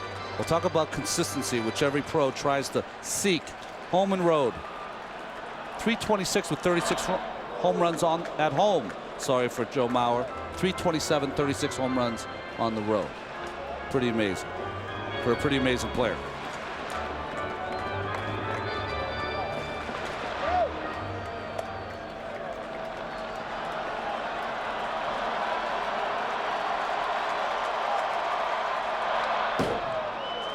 And Joe Mauer is in select company when it comes to those catchers winning a batting title. Bubbles Hargrave was the first. He did it with the Reds in 1926.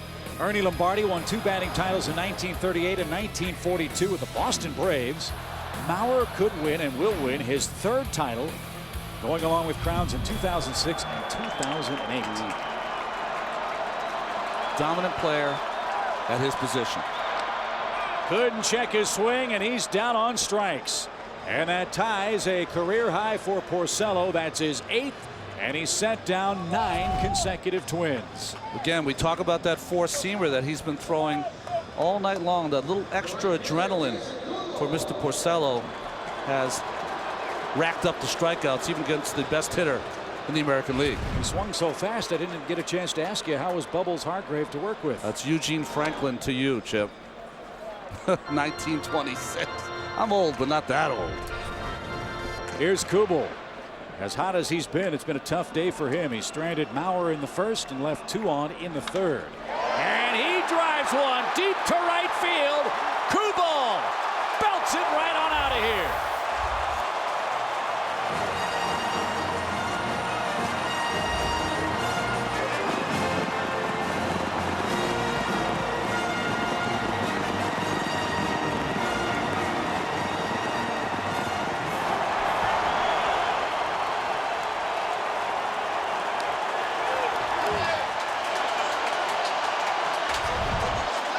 Kubel had chances with a couple runners on base in his first couple of bats. Here with the bases empty, catches a changeup up in the strike zone. And a long home run. That's the one thing about having this place filled with 52,000 plus. It gets really warm in here and the ball jumps. And this is the point that Jim Leland made with us in our conversation with him in the 3rd inning. The importance of continuing to add runs in this ballpark with this pesky Minnesota team. As dominant as Porcello has been, retiring 9 in a row with that home run, Minnesota's down only 1, and he once does Jim Leland, Zach Miner to hurry up and get loose. Well, here's Kudayer. He's 0 for 2.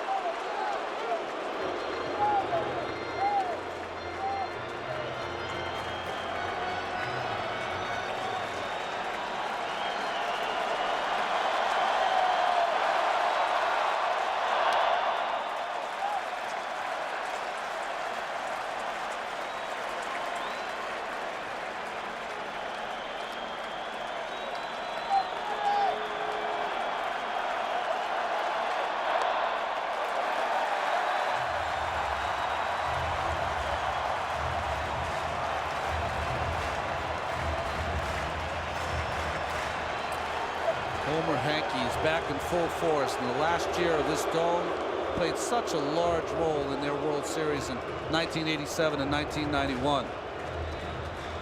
Well, how about this weekend? The home run hit by Michael Kadire in a game against the Royals and Zach Greinke. Minnesota had a big lead, gave it away until this blast. Well, this is what has happened for both Kadire and Kubel, who earlier hit a home run tonight. They have hit big home runs. And on a day of Saturday, when they were going against maybe the AL Cy Young Award winner, they were able to get a win.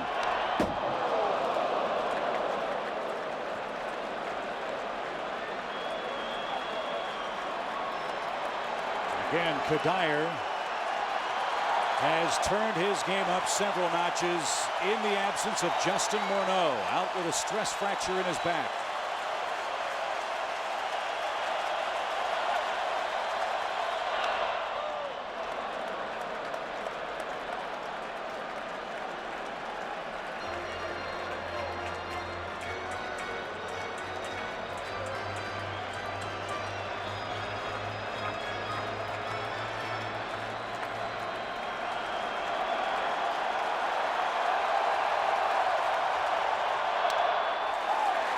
Kadire aboard with 2 outs. Joe Torre told us this past weekend, Ronnie, out in Los Angeles, the most difficult inning for a major league manager is the 6th. How long do you stay with your starter? And for now, it appears Porcello is done. A 2-out walk will end his day. 5 innings and 2/3 of brilliant work with a season and career high 8 strikeouts for the Detroit Tigers. He will leave with the lead. Zach Miner is on. The X factor for the Tigers was Rick Porcello. We talked about that in the open, Ronnie. He was marvelous. Now Miner on. Zach Miner protecting a 1-run lead. Well, he's really been their swing man. You can see the numbers here on first pitch strikes. He has 50 games this year, 5 starts. Last year started 13 games. 2 seasons ago, 16 games. He's a guy that can give you some length out of the bullpen, but Mr. Porcello represented himself very well. 2 starts against Minnesota, coming down at the end of the season, 12 innings, only 2 earned runs. Here's Delman Young. Fly ball, softly hit, center field. Granderson playing deep, can't get there. Twins have him at the corners with 2 out.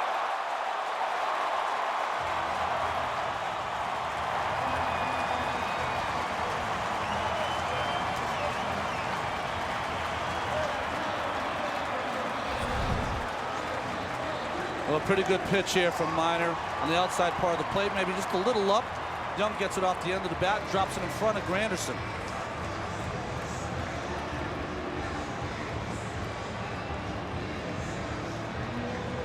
Watch turn here by Michael Kadire to go take that extra base. Twins do that as well as anyone in baseball. And Brendan Harris is going to get a pinch hitting opportunity.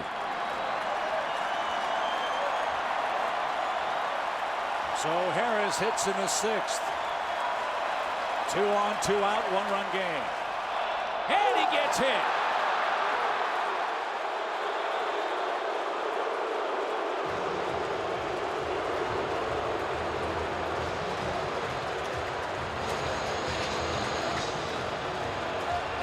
Oh, you got to equate this chip to nerves. Coming in, that ball is supposed to be inside, but not even close as it hit Harris, a guy that stands well off the plate. And Rick Knapp, the pitching coach of the Tigers, is going to have to go out and talk to Zach Miner, who just a little nervous here coming in with this big crowd. We all said, how would Porcello handle this crowd? Well, he quieted them, but Miner had to come right into the middle of the lion's den, as you called it. And everybody in this crowd standing. Largest crowd in Metrodome history. 54,088. And no place to put switch hitting Matt Tolbert. Until Kubel's home run in his 6th inning, Tolbert was the only Twin to have scored a run. He has an infield hit and a strikeout.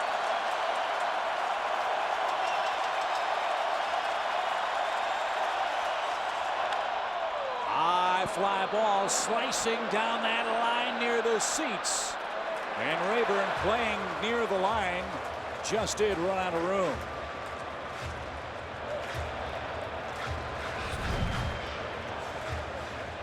Well, Rayburn, with that good speed, almost was able to make a great play, but you have to contend with these bullpens on the field here at the Metrodome. Twins have left 3 men on base so far in this game. They have 3 aboard in the 6th.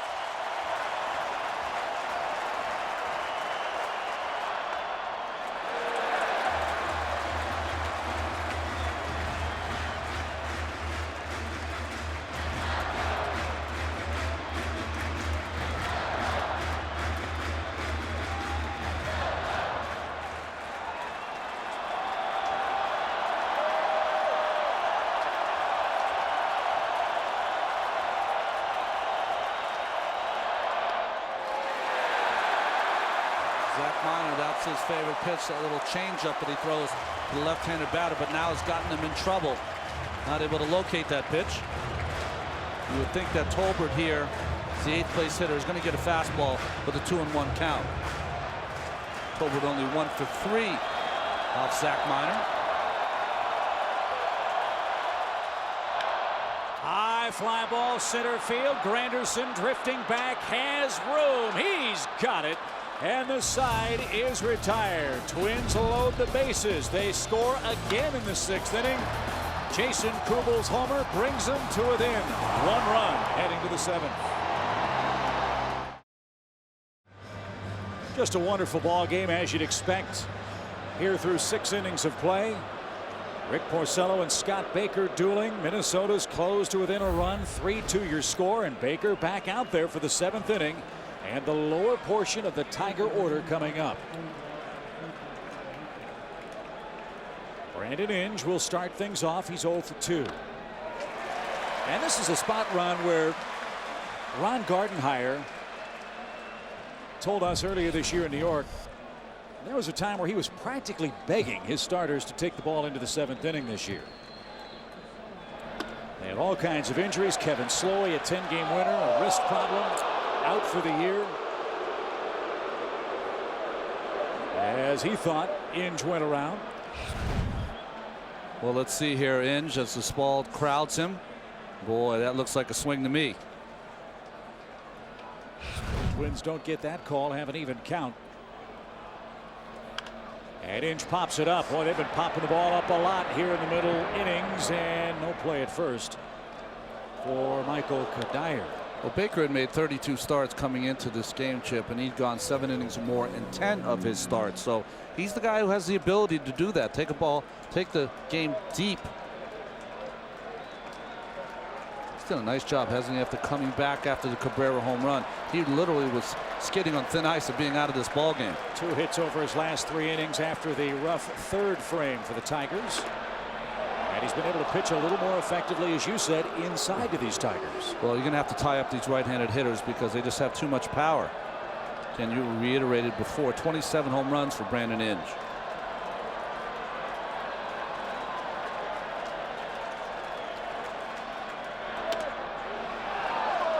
Didn't get the corner. Full count. 3 balls, 2 strikes.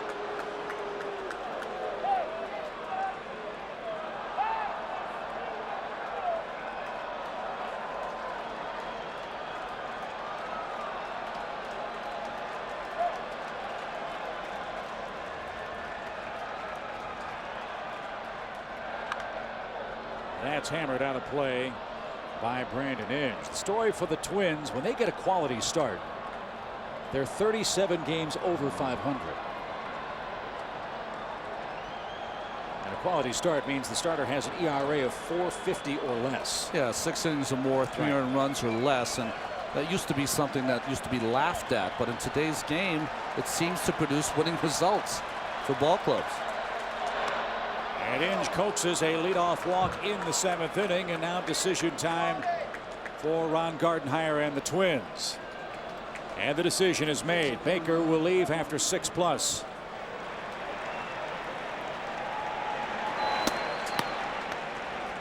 So that's his 2nd walk in this game. Big crowd at the Metrodome. will rise and applaud Scott Baker's effort. He leaves trailing the Tigers 3-2.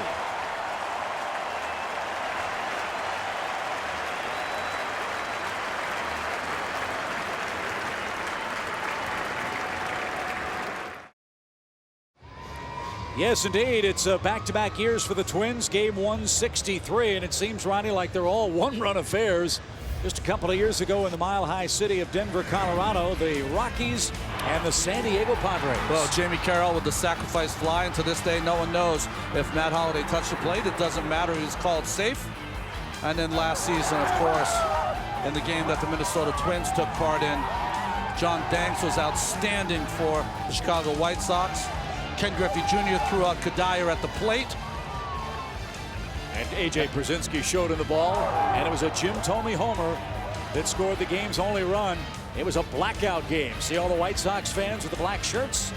1-0 was the score, and a diving catch sealed the deal for Chicago. And another one-run game here tonight in Minneapolis. 3-2 your score as big right-hander John Roush on, with the catcher Gerald Laird up.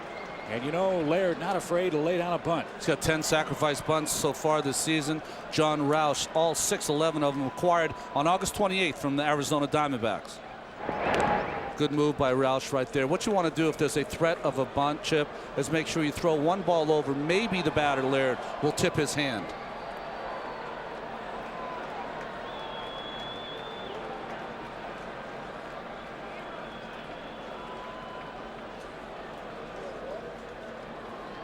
Very short lead. There is the bunt attempt, and the ball is well off the plate.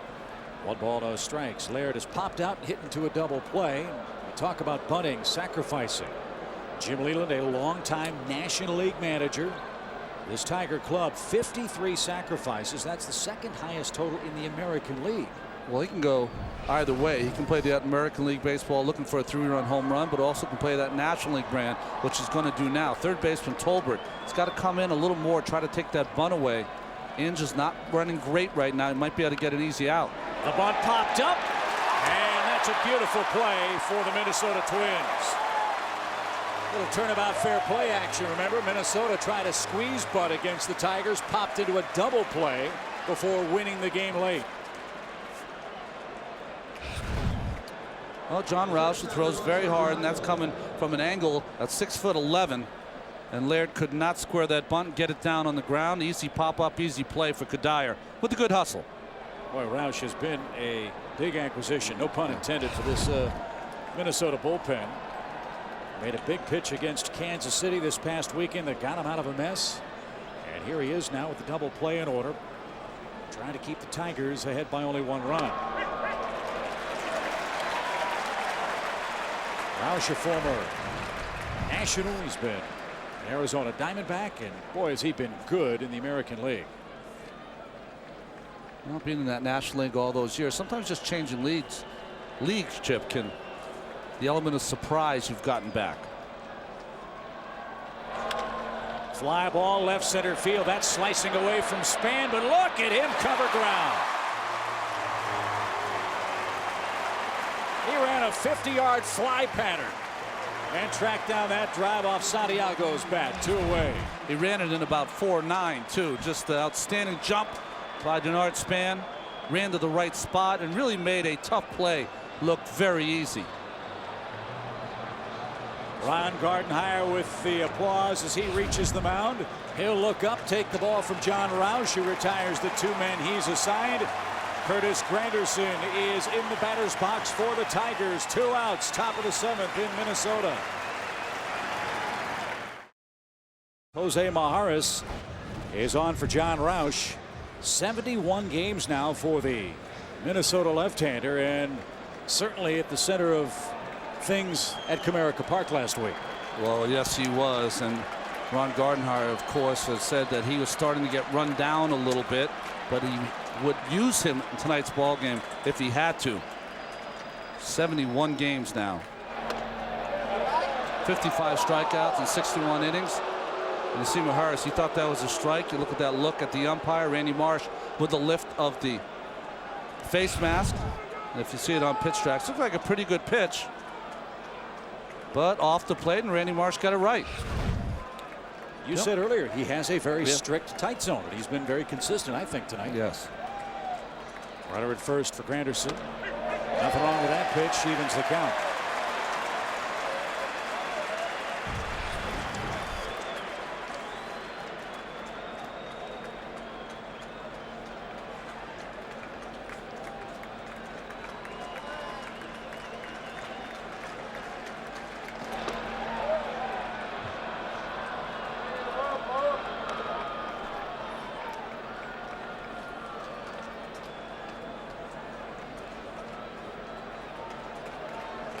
Twins fell behind by 3. They've scratched back to within 1. Need a good defensive stand here in the 7th.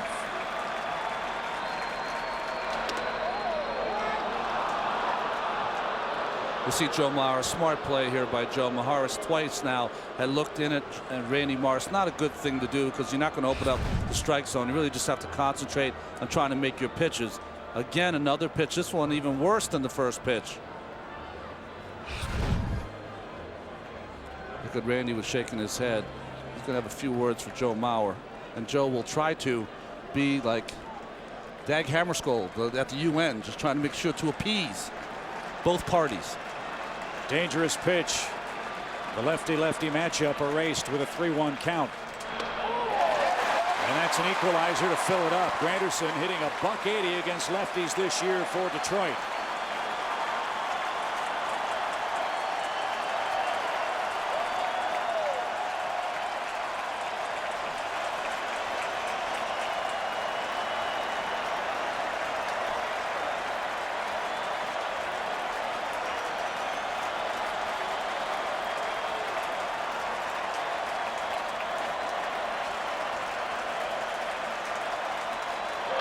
Runner at first goes as the pitch popped foul. And here is the incident we were talking about last week. Maharis pitching against the Tigers in Detroit threw a ball behind Adam Everett. And after Jim Leland came out, argued with Angel Hernandez, he was thrown out of the ball game. Then Delman Young drilled in the leg. And what was interesting about this, Young got mad at Maharis, not the Tigers. It's like, you cost me a hurt leg right there. Hot shot and into right field, a base hit. Granderson singles. They're at the corners with 2 men out. Boy, nice at bat from Curtis Granderson to drive that ball past a diving Nick Punto. Well, good hitting on this ball on the outside part. Catch a little too much of the plate up. Great on the corner, but up in the strike zone. Good hitting by Granderson. And Ron Gardenhire, the manager for the Twins, managing the 7th inning like it was the 9th. So Baker began the frame. Roush, Maharis, and now Matt Guerrier with runners at the corners for the Tigers, looking for some 7th inning insurance.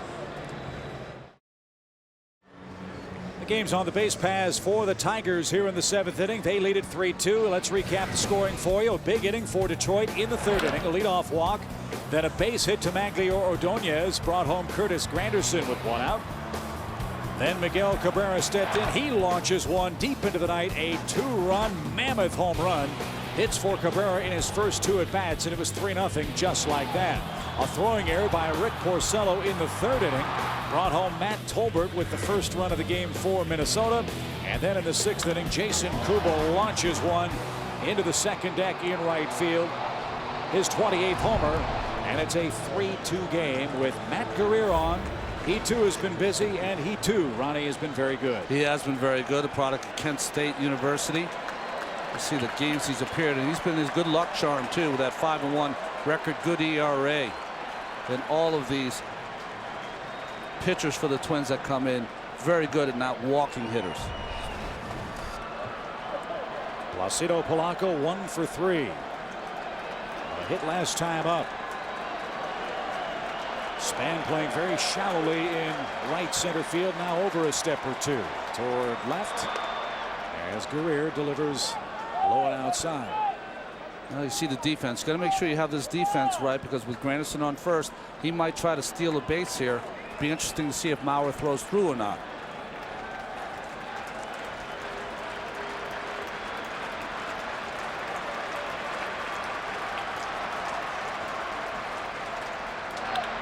Ripped foul past Gene Lamont, the Detroit third base coach.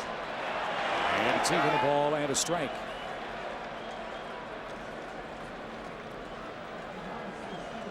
Career acquired from the Pirates off waivers at the end of the 2003 season. And has really found a home in this Minnesota bullpen.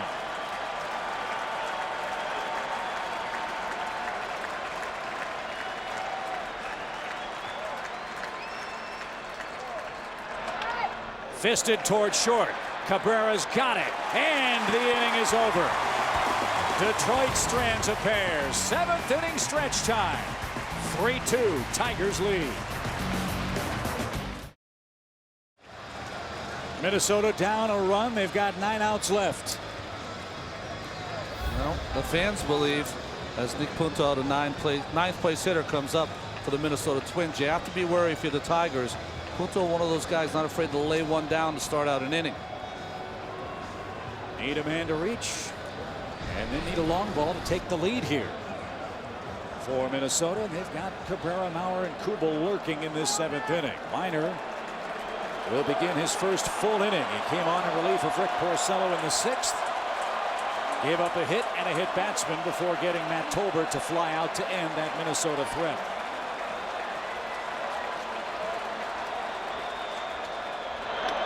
Ball 1. Everybody up, everybody standing in the lower portion at the Metrodome.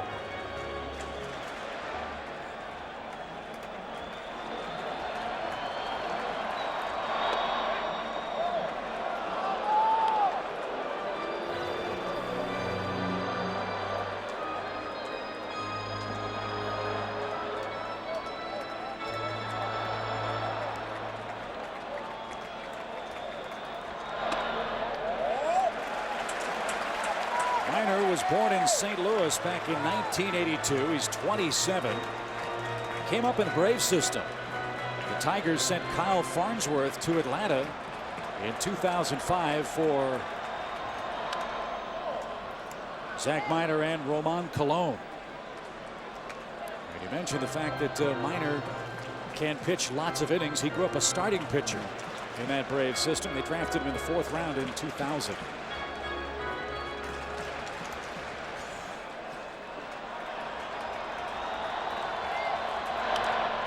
You know, Jim Leyland's hoping he can get through this 7th inning without incident. Then it's Lyon and Rodney for the 8th and 9th.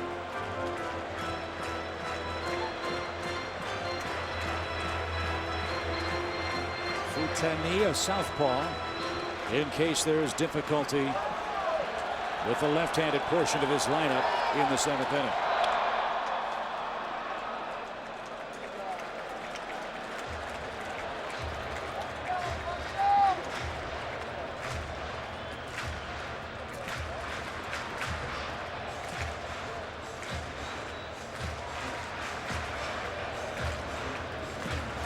Nick Punto with this at bat trying to will himself to first base. That's not for everyone. Got to play foul. Good battle here in inning number 7 between Nick Punto and Zach Minor.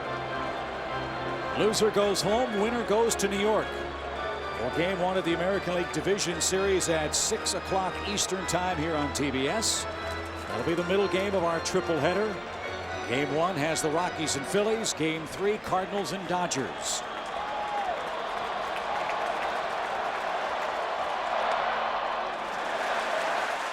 Ernie Johnson will have the pregame show at 2 o'clock Eastern. And now the pitch of decision to Nick Punto.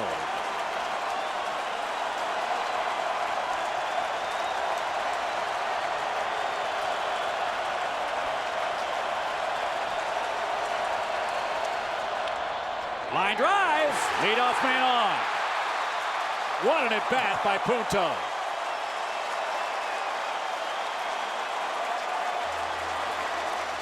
What did Gardenhire say? Manager of the Twins, we just got a bunch of ball players. And Punto fits that description. Tough at bat, inside out on that fastball, down and in from Zach Minor, and just gets it out of the reach of Santiago. So now Jim Leyland to the center of the diamond. Futani was warming up. You've got Denard Span up in what would appear to be, Ron, a sacrifice situation. So does he bring on Nee to face Span, or does he leave Minor on to get the out? Well, I think he's going to definitely leave Minor in. What he was really talking about was really defensive positioning, trying to let everyone know what's going to happen in this situation with Span, so Minor knows to expect the bunt. The real great thing about Minnesota now with Punto on first base is that he is outstanding in late innings. In the 7th inning on, he's 10 for 10 in stolen bases. But with the right-hander Minor instead of Futani, the left-hander who might be able to keep him closer, might be a chance for Punto, but Span's got to get this ball down. But do you risk running against Gerald Laird, who's the best defensive catcher as far as stealing is concerned in the American League? That's the question for Ron Gardenhire. Span 1 for 3. No bunt, no movement, and no problem for Minor to throw strike 1. There's third base coach Scott Alger with the signs. And allowing Mr. Span, maybe he was allowing him a strike. And then maybe we'll put the bunt on. But Laird, like you said, almost 42% of the runners he has thrown out trying to steal. Big lead, doesn't go, and a swing and a miss.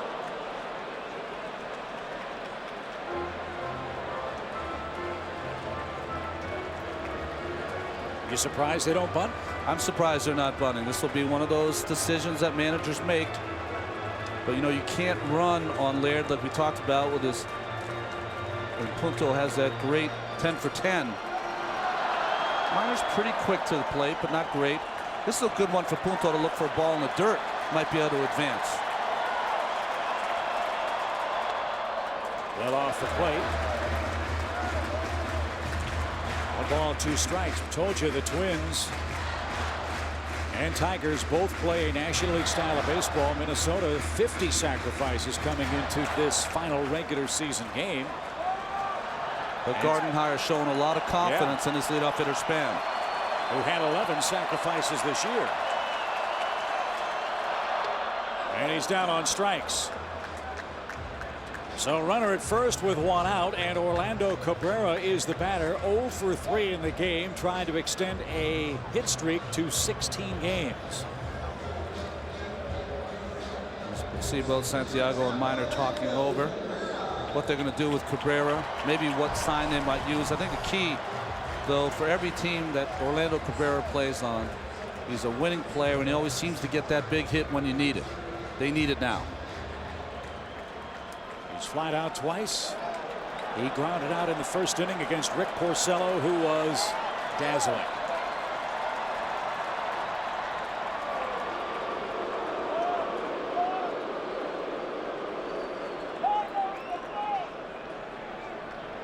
Jimmy Leyland giving Laird the signs. So many options. Throw over, pitch out. High fly ball, hammered deep left field, track, wall, and gone!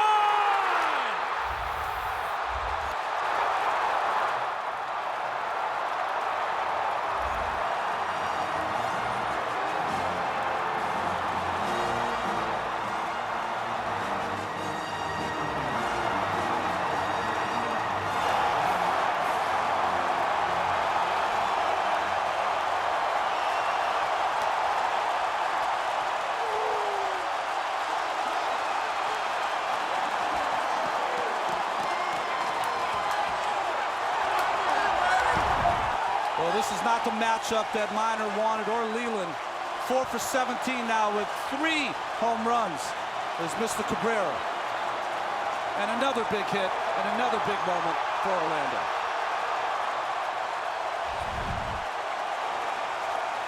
Metrodome magic. Metrodome mania. 4-3 Minnesota the lead.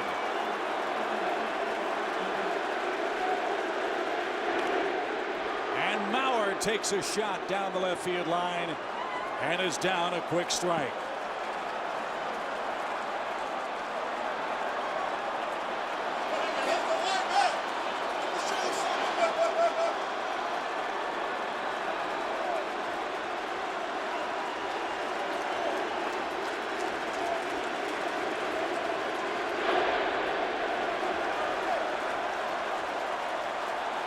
The Detroit Tigers took this crowd out of the game for the first 3 innings.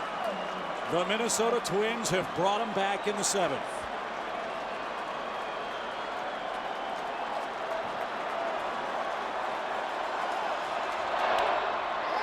Another hit.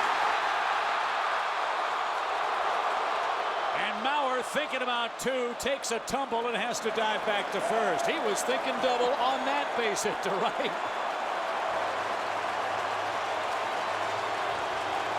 Well, in the 7th inning, where one manager, Gardenhire, is elected to use 4 pitchers to get through an inning, Jimmy Leyland has tried to stick with 1, and it has not worked.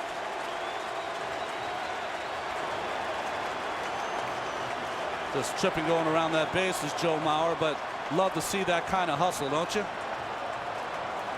Zach Minor, 2/3 of an inning, 4 hits, a hit batsman, a strikeout. But Orlando Cabrera's 2-run home run, the biggest hit of the year for Minnesota. The Twins lead it 4-3.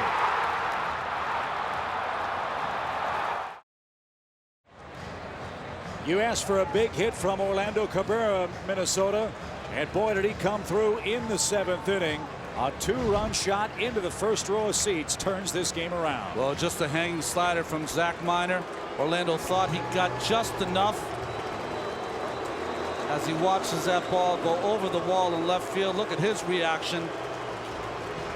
Beautiful swing on that slider, full extension.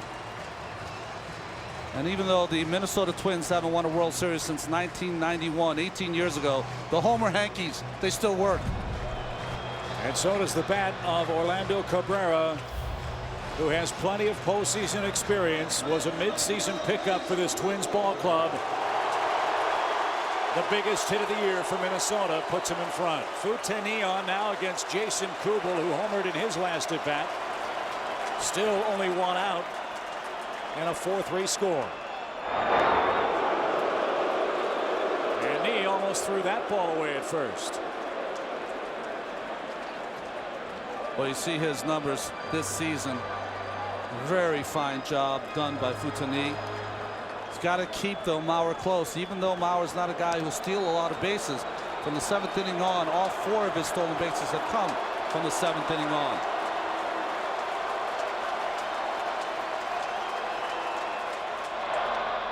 And that ball swung up there by knee and missed badly. 1 ball and no strikes. Mauer and Kubel, left-hand hitters back-to-back, but that doesn't bother Ron Gardenhire. He told us these guys hit lefties very well. So he's content to allow Kubel to hit behind the batting champ Mauer, even though he hits from the left side. And a 76-mile-an-hour breaking ball in for a called strike.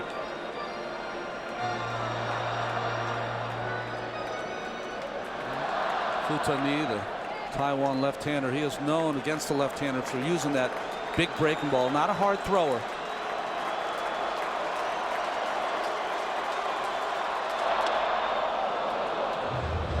At a spot where the Tigers really wish they had Bobby C available. C's been banged up, and they're a little short from the left side of that Tiger bullpen. So Nee, the first southpaw that's summoned for Jim Leyland today. Injuries have been a huge issue, as well as ineffectiveness at times for this Tiger staff.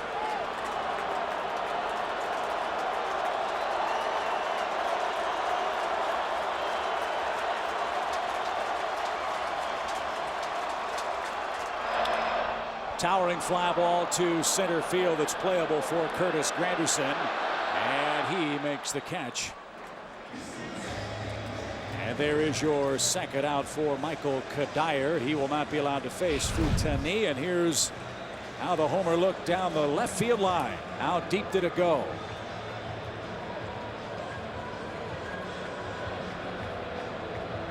First row.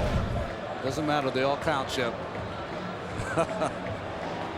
Elation for Orlando Cabrera.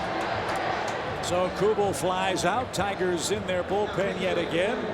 4-3 is the score.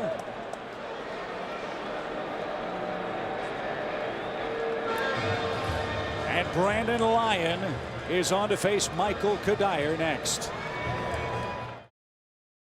Brandon Brandon Lyon is on to pitch. A late signing for the Tigers. Zach Minor has had an awful day. 4 hits, a homer, a hit batsman in 2/3 of an inning, and the home run he allowed Orlando Cabrera right now the difference in this game. Well, Brandon Lyon has been outstanding his last 46 outings, 5-2 with a 1.61 ERA. But Michael Kadire 2 for 5 offline with a home run. And a big breaking ball as Kadire in a quick 1-strike hole. Boy, a real big improvement for Lyon after the month of May. Well, you see, he is one of the few relief pitchers. Sometimes it takes him a while to get going. He's a real 4-pitch pitcher who comes in. He's got a good cut fastball, straight fastball, overhand hook, and changeup.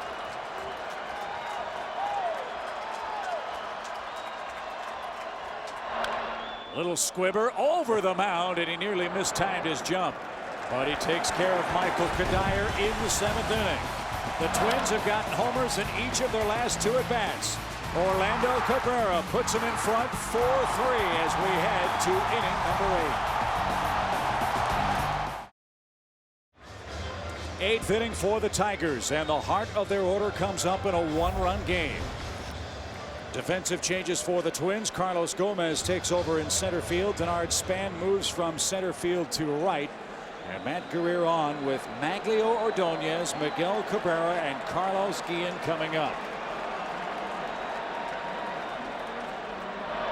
And it is the first 2 of these Tiger hitters, Ronnie, that have done all the offensive damage in this game. Well, this, of course, is going to be the biggest inning for Guerrier and the Twins to try to get through the meat of this order. Guerrier starting Ordonez out with a curveball in the first pitch. High fly ball, that's belted deep toward left. Track wall, and we are tied. Maglio Ordonez launches one to left, and the Tigers are still alive. 4-4 your score.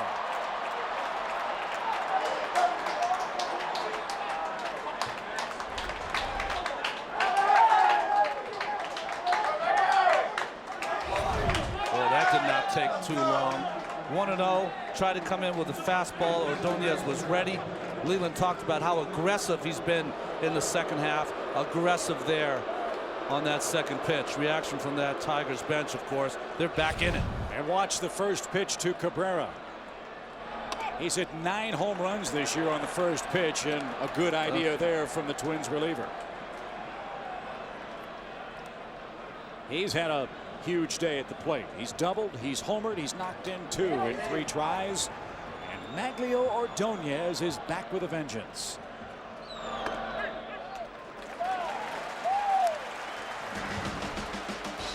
Well, the Tigers were able to jump on Scott Baker early, and this was the biggest damage, a 2-run home run from Cabrera that put them up 3-0. But the Twins have fought back, and now here come the Tigers back on them again. Well, you know, Detroit wants to keep Joe Nathan out of this game under any circumstances. He's the Twins closer and has an unbelievable record against Detroit.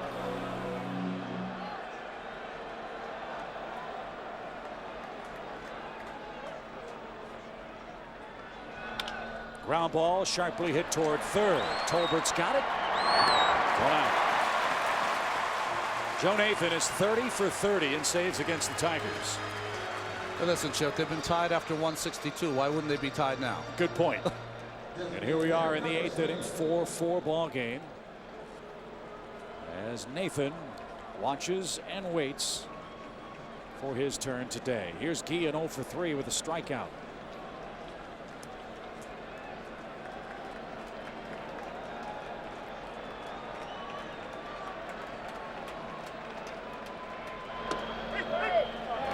Again, it's the long ball that once more has taken the life out of this Minnesota crowd. This ballpark, when they have 54,000 in it, the record crowd, as you mentioned, Chip, ball just travels in here.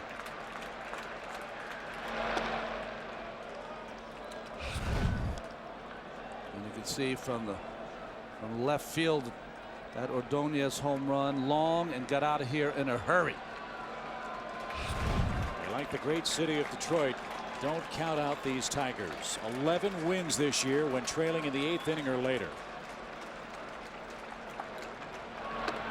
You can knock them down, you can kick dirt in their face, but they scramble up and find a way to get it done. And I don't know about you, this may be Jim Leyland's best job as a major league manager, considering all this Tiger team has been through this year. All the injuries, of course, and of course the up and down of the pitching staff.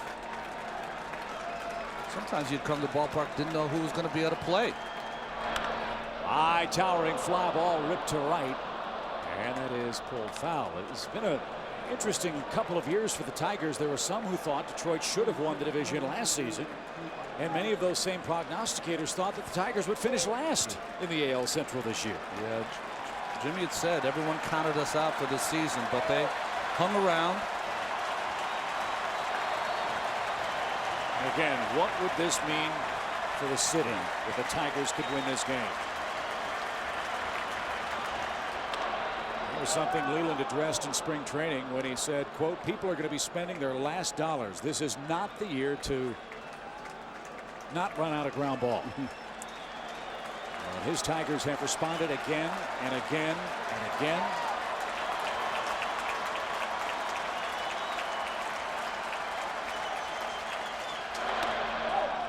And a one-out walk places Guillen at first base. He represents the go-ahead tally for the Tigers.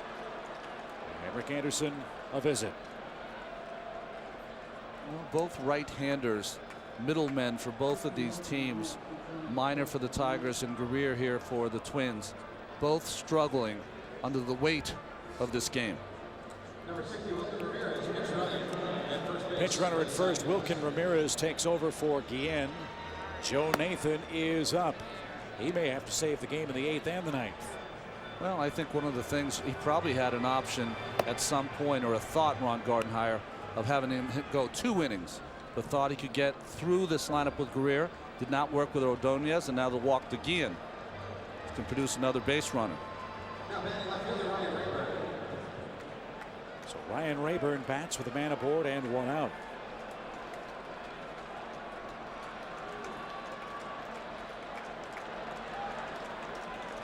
Rayburn got the start because he's been hot at the plate and because he can cover a lot of ground in left. He's 2 for 3 today.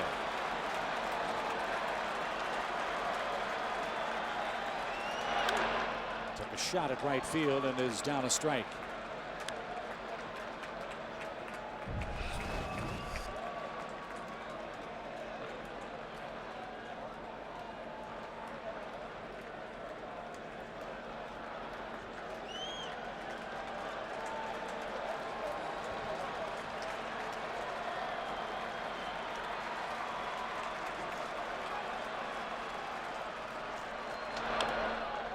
Ground ball foul at the plate. No balls and 2 strikes. Brandon Inge waits next.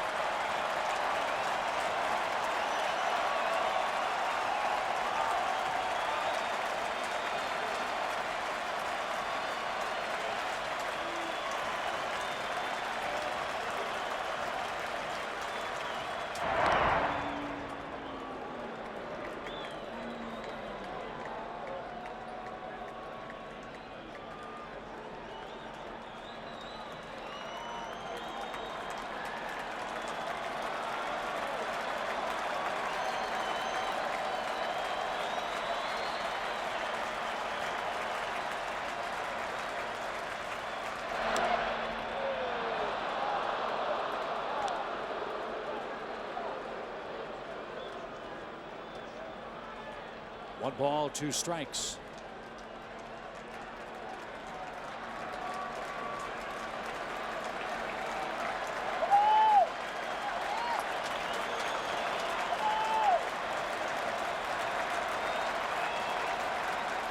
This is a hugely important inning for the Tiger offense. They are an amazing 72-0 this year when they lead the game after 8 innings of play. We talked about Joe Nathan and how good he has been.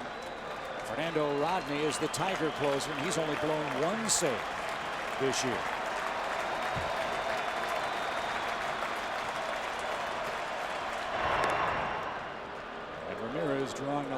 attention from Guerrier in the 8th inning with 1 out. Well, he should. Ramirez can really fly, as looming is Miguel Cabrera. But I think one of the things that's one of the most difficult things to do is to come in late for a defensive replacement or come in late as a pinch runner.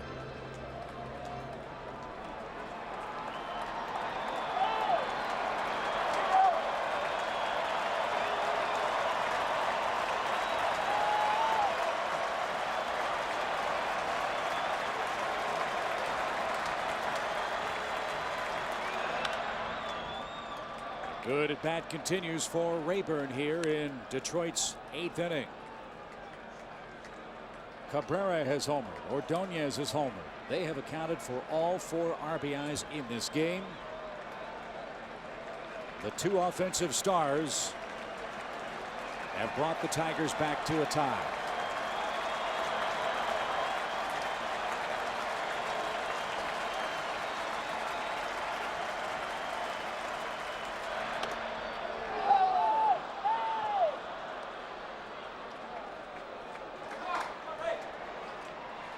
It's all right to cheerlead for your own team.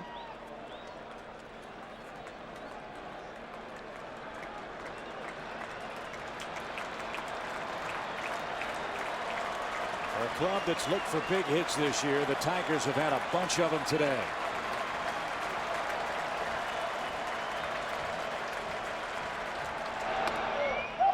How about this at bat? Rayburn forces a full count. Now the speedster Ramirez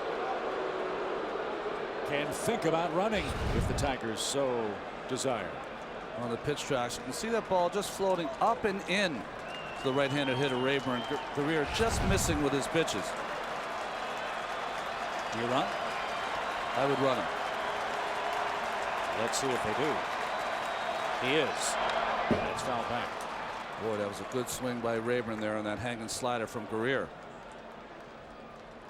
Ramirez doesn't have any stolen bases this season, but in the minor leagues he's had as high as 28 stolen bases, so he's got some speed.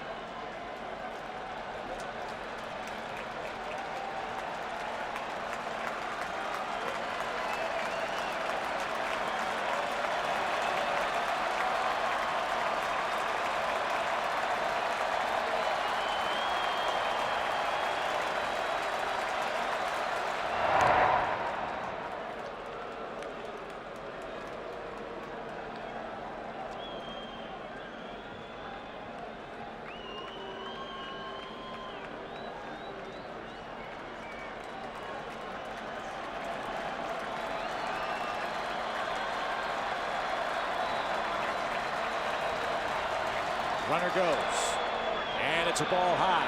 2 men on, and 1 man out. The crowd roars, and look at Gene Lamont, the third base coach. Gene Lamont was all the way onto the sliding path at third base, telling Ramirez to stay on the bag. It was ball 4. That ball is alive, and the young player didn't wander away and stays safely at second base. Well, we can see the pitch on the pitch tracks.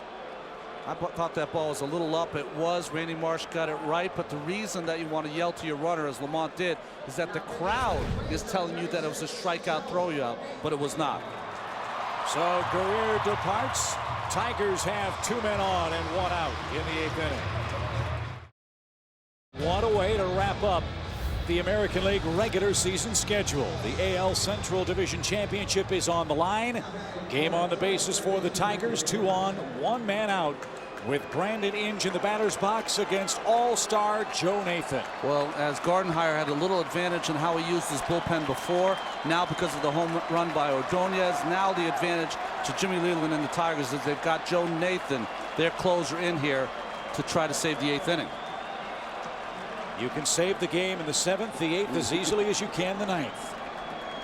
And a huge spot for the Minnesota club.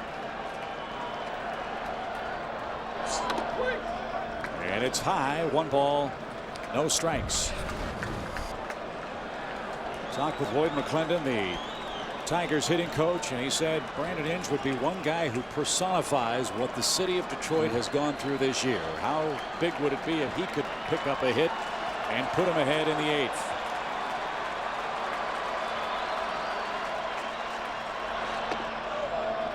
A terrible knee injury that Inge is playing through. He leads the team this season with 157 games played.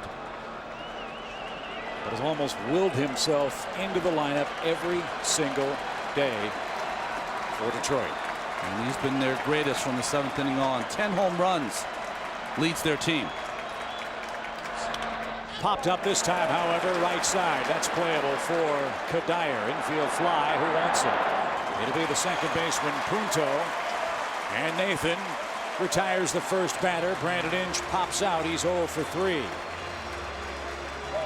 Well, 2-0 advantage to a hitter, unless you're a guy like Joe Nathan who can throw 95 on the black that beats Inge. You can see this pitch right where Inge likes it. He's a high ball hitter, but just it beat him to the spot.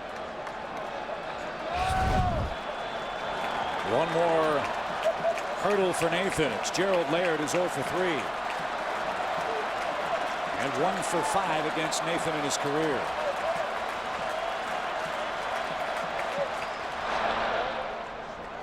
Mauer just got a glove on that pitch. 1 ball, no strikes.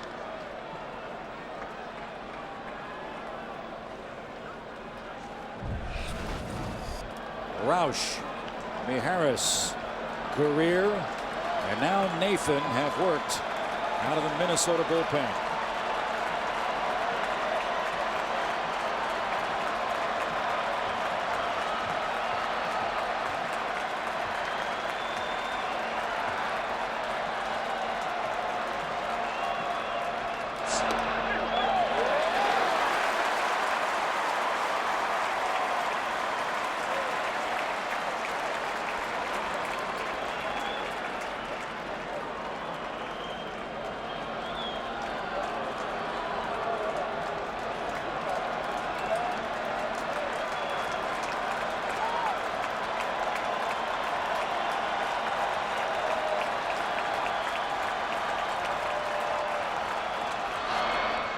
Mauer knocked it down and no advance.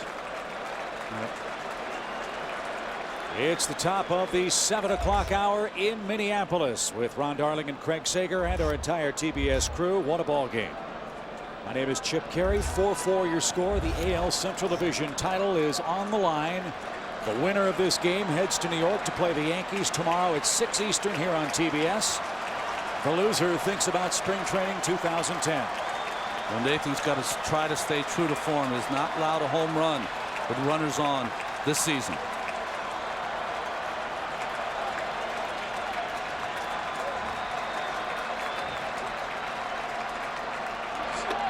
Did he go? He did. Oh, was that ball humming over the inside corner? Well, Joe's got that good four-seamer, but he can also throw that two-seamer that runs in on the right-handed hitter. No chance for Joe. Tries to get committed, hold the bat back, but you can see it went through the strike zone.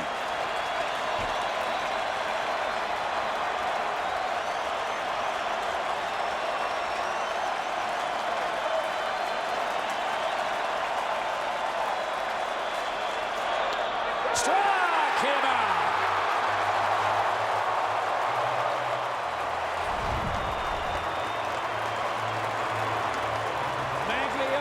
Ordonez leads off the 8th and ties this game.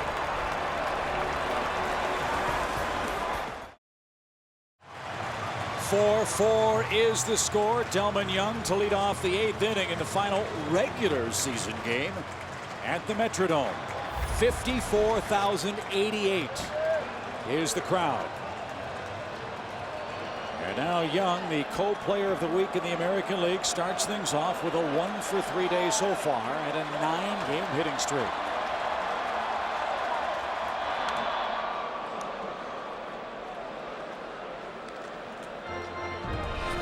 Ron Gardenhire was talking about Delman Young today. He says as talented a player he's ever seen. He said he just goes through streaks of inability to repeat his mechanics at the plate, but can hit him out of sight. Big time power for Delman Young, who Had to hear it from a lot of people around Major League Baseball. What with the success last year of the Tampa Bay Rays and Matt Garza, Jason Bartlett, who were acquired for Delmon Young. And they played such a big part in that run for Tampa Bay.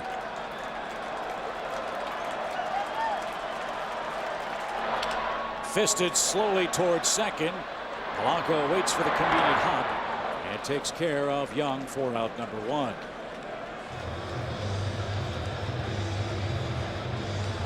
We've raved a lot about this Minnesota defense. Give the Tigers some credit too. Up the middle, they've been as good as gold the last month or so, and Polanco, fine play there. Middle infielders for the Tigers, no errors since August 30th.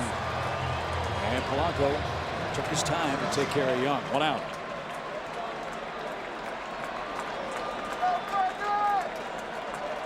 Here's Brendan Harris. Came on as a pinch hitter for Morales in the 6th and was hit with the first pitch that he saw from Zach Minor.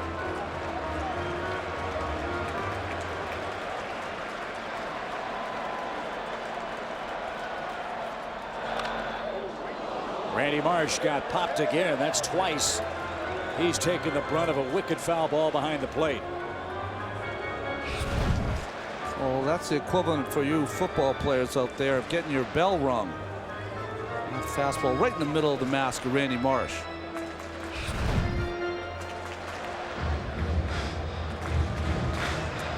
And one of the things that there's a brotherhood between catchers and umpires, because they both take the brunt of those foul balls and try to give each other a little time in between pitches. Harris, a high chopper hit toward injured third. And a terrific throw for the second out. So Lions come on, 3 ground ball outs, the 3 hitters he's faced. And the bases are clear now for Matt Tolbert.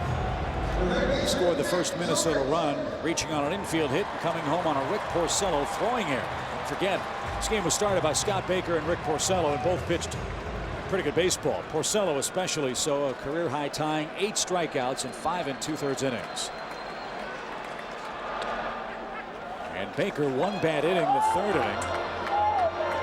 But as Ron Gardenhire said, all he needs to do is start executing his pitches a little better and he'll settle in, and settle in he did, allowing just 2 hits over the final 3 frames of tonight's game.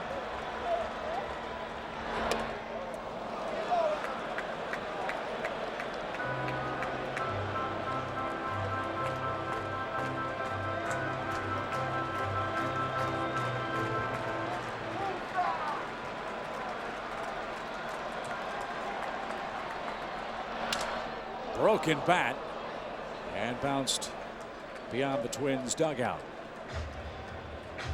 So Tolbert will grab a new bat.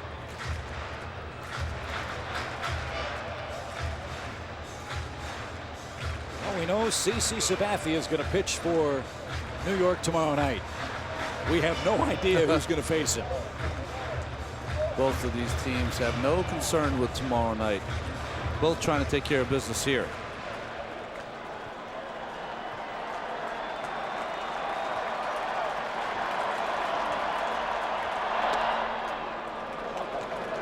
That just missed. Lyon thought he got it there. 1 ball, 2 strikes.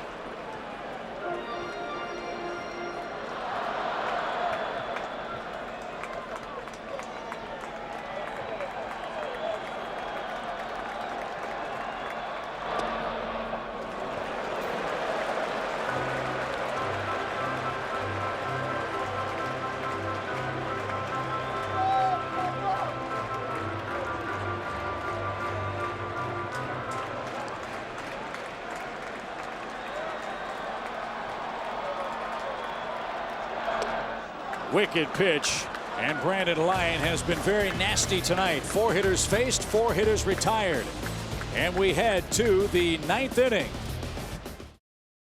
It's going to be a late night for these 2 clubs. 4-4 9th inning. Joe Nathan starts. Ramon Santiago with strike 1.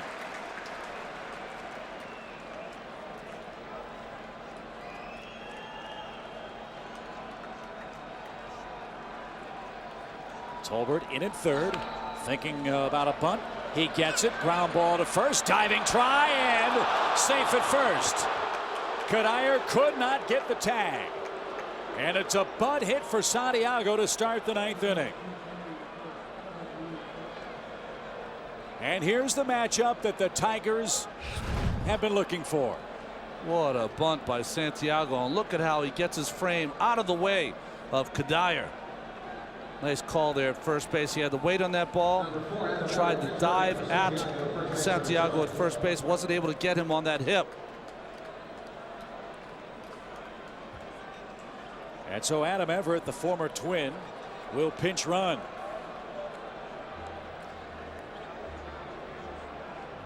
And the question I guess you have if you're a Tiger fan, do you take the bat out of Granderson's hands, a man that has really worn out Joe Nathan of late, and play for a run, or do you let him swing away in a tie game with nobody out? Well, his last 3 at-bats versus Nathan, home run, double, and a triple for Curtis Granderson.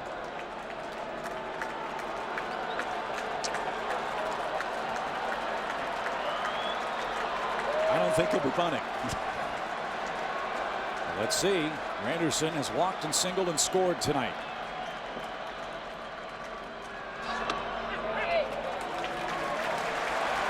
No sign of a bunt with the first pitch. And the Tigers, 53 sacrifice bunts this year, second most in the American League.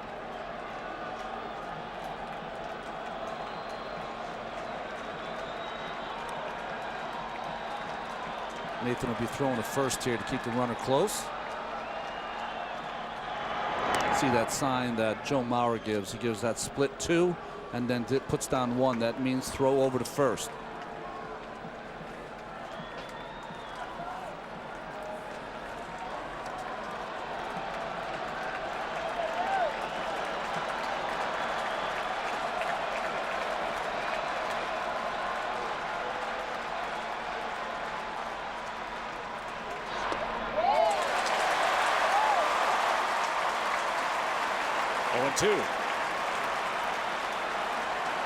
As the Tigers came into their dugout to start this inning, the first man Jim Leyland greeted was Curtis Granderson. No sign at all of the bunt.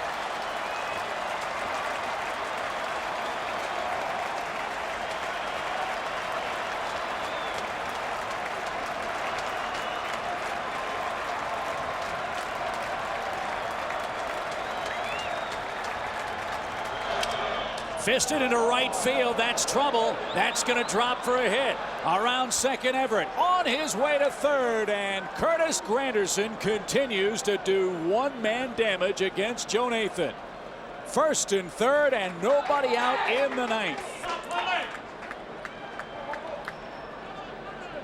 Well, he just has good numbers. As we mentioned before, an unnatural cycle there for Curtis Granderson. His last 4 at-bats now, a home run, a double, a triple, and now a single against Joe Nathan. And now Gene Lamont, the third base coach, talking things over with Polanco. Here's a spot where you know Nathan would love a strikeout, but Polanco, a very difficult man to punch out despite the one tonight. And then Ordonez and Cabrera lurking. Ron Gardenhire chose not to bunt Denard Span. It cost him with a strikeout. Jim Leyland chose not to bunt with Granderson. It didn't cost him. It cost the Twins with a base hit there by Granderson. So runners at first and third, nobody out. 4-4 in the 9th.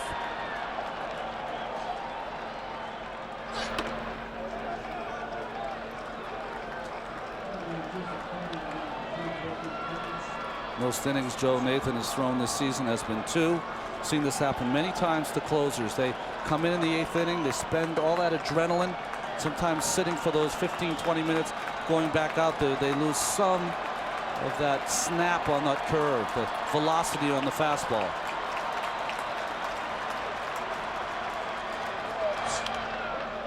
And Polanco, with all the attention on Cabrera and Ordonez, and Curtis Granderson has been as good as anybody in the American League this year, Ron, in run scoring situations late in ball games. It's been great. He said 8 go-ahead RBI 7th inning or later, tied with A-Rod and Victor Martinez. He puts the ball in play. He's got a 1-1 count.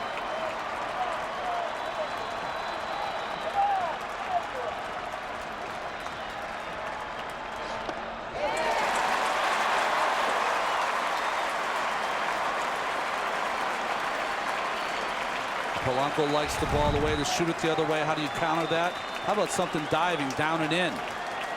Not a good swing there from Polanco.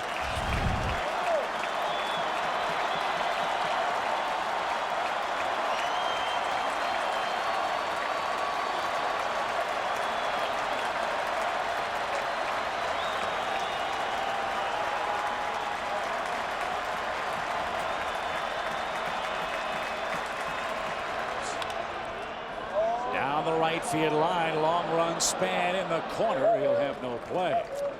You get to the point there, don't you, with all this foul ground here? If it's deep enough, what do you do as a right fielder or a left fielder? Do you catch it and allow the run to score or let it drop? It's a hard call for those guys. And you take the out, but give up the potential go-ahead run in the 9th inning. No chance for Span in right.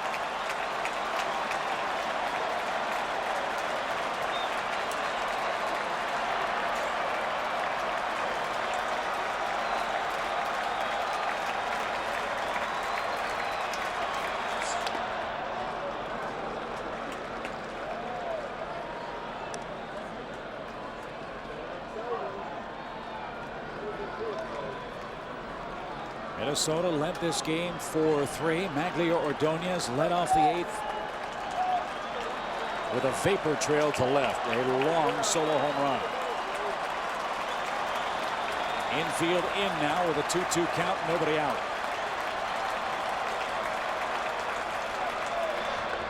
Struck him out looking. What a pitch.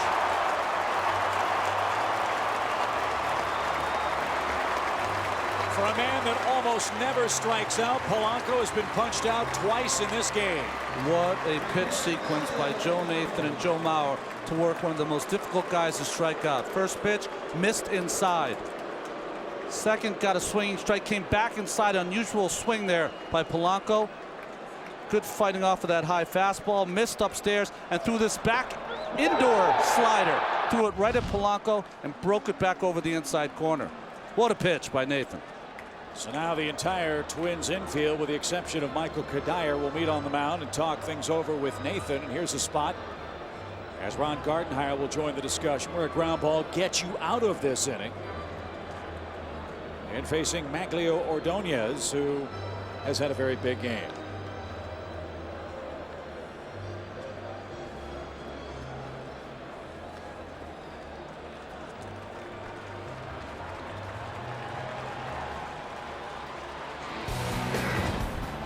Well, maybe the biggest hit so far in the Tigers season.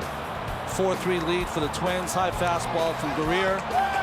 And a clutch home run from Ordonez, who's been so hot in the second half. August 11th, the last time that Polanco struck out twice in a game. That sets up a double play possibility with Ordonez up.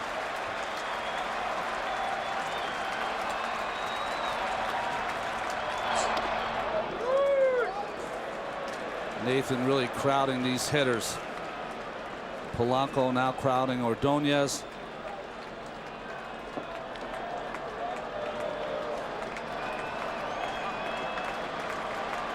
He's been red hot. 24 for his last 46 at the plate. But he's hit into 19 double plays. Second to Miguel Cabrera on the team. Line drive, one there, throw back to first, double play.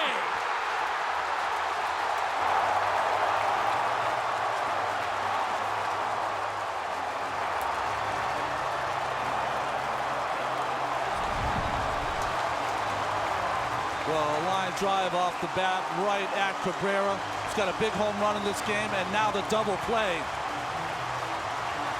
How about this reaction?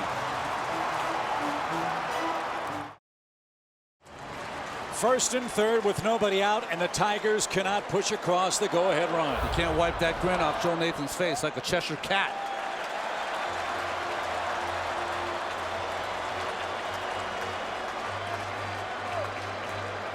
Adam Everett stays in the game to play shortstop. He's a former Twin. And a bunt attempt by Punto evens the count.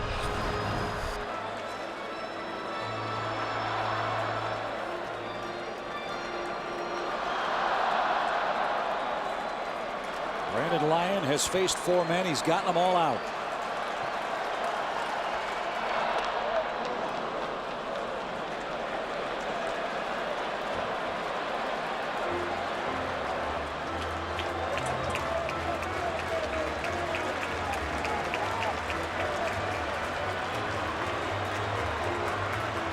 Punto, Span, and Cabrera in the bottom of the 9th.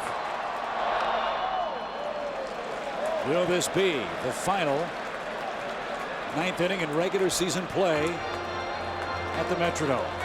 The answer to that is yes. Will it be the final game played at the Metrodome? We do not know yet. One of the Twins fans and these Twins players not ready to cede the rights to this Metrodome to the Vikings quite yet. Just missed the corner. Boy, a tough pitch to take. But it's 2-2. Well, just like Punto did in the 7th inning in front of the Cabrera home run. Another tough at bat by the Twins' 9th place hitter.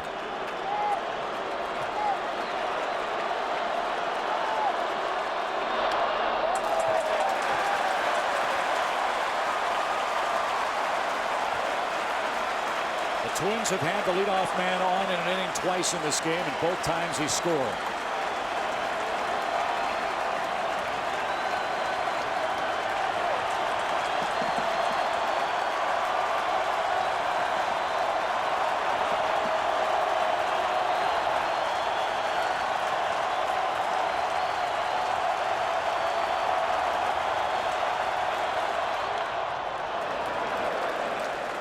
Welcome to Twins baseball.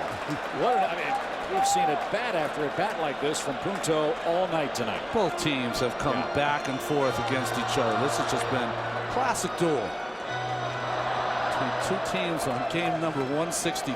The Twins have a farm team called the Miracle. Can they pull one off in the 9th tonight?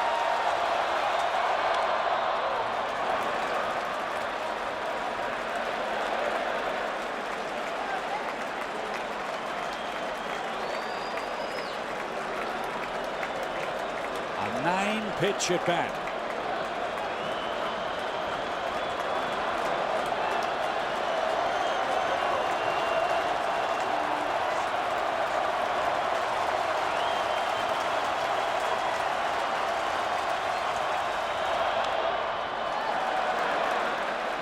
You'll see a 10th. Tiger bullpen is busy. Should the Twins have a 9th inning rally? Fernando Rodney is up. And as good as Joe Nathan has been, Rodney has been equally electrifying. He's only blown 1 save all year.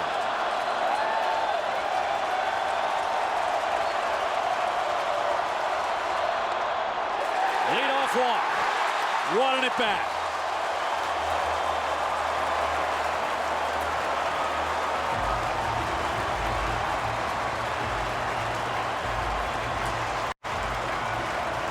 Lions goes an inning and a third. Lions' only mistake going to cost him a trip to the showers. Leadoff walk. Great at bat by Nick Punto.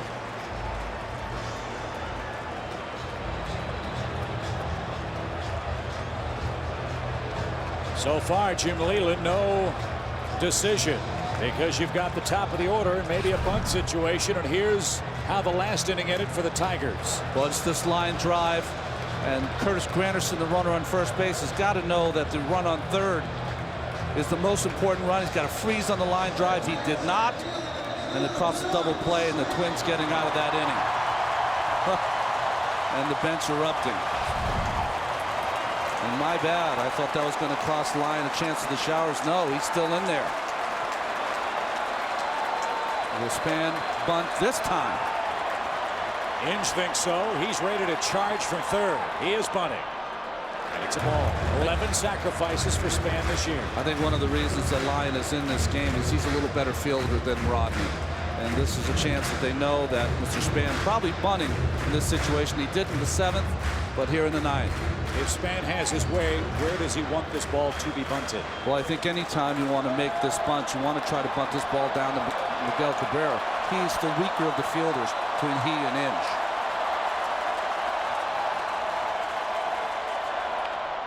Bunted back toward the mound, and it's a beauty. Better hurry.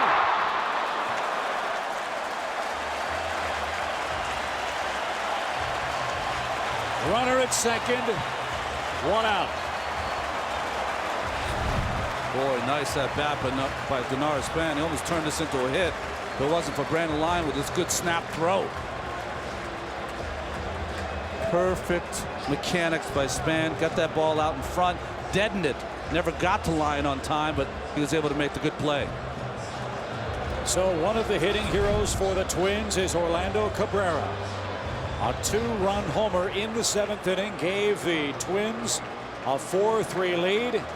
But Jim Leyland will not risk Lyon versus Cabrera. Instead, it'll be Fernando Rodney coming on to get the Tigers out of this 9th inning jam. 4-4 is your score. Here comes Detroit's closer.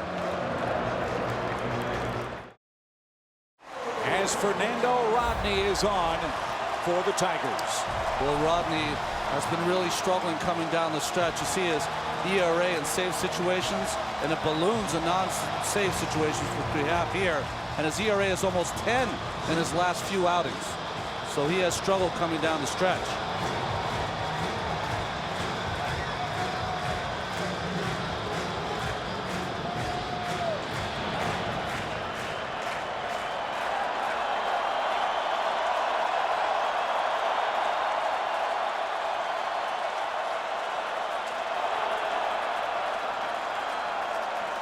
Big lead at second for Punto.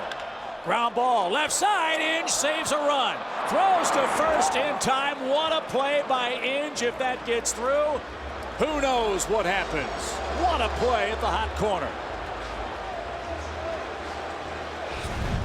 Well, he's done this all season long for this Tigers team. On his aching knees, he is just one of those players that goes all out, gets that uniform dirty, and makes a beautiful play with the dive to his left. And yes, that would have been a base hit. Punto almost caught off second base, but gets the out at first. No way they're going to let Joe Mauer swing the bat here with a runner at third and 2 outs. Of course, and because of the defensive replacement, Jason Kubel is out of the game, the talented left-handed hitter, and Carlos Gomez will be the hitter. So Mauer will be walked intentionally for the 14th time this year. 76 walks in total, including 2 tonight. So they will take the bat out of his hands, and Gomez with runners first and second, 2 out in inning number 9. Rodney got that one a little close for comfort, didn't he?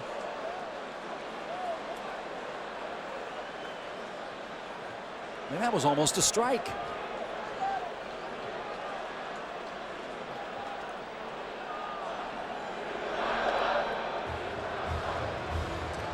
So here we go. Gomez versus Rodney. He's 0 for 2 in his career. Well, the Santana trade for the Minnesota Twins had taken a while to pay back. But maybe it can here with Gomez, who went from the Mets to the Twins in that trade.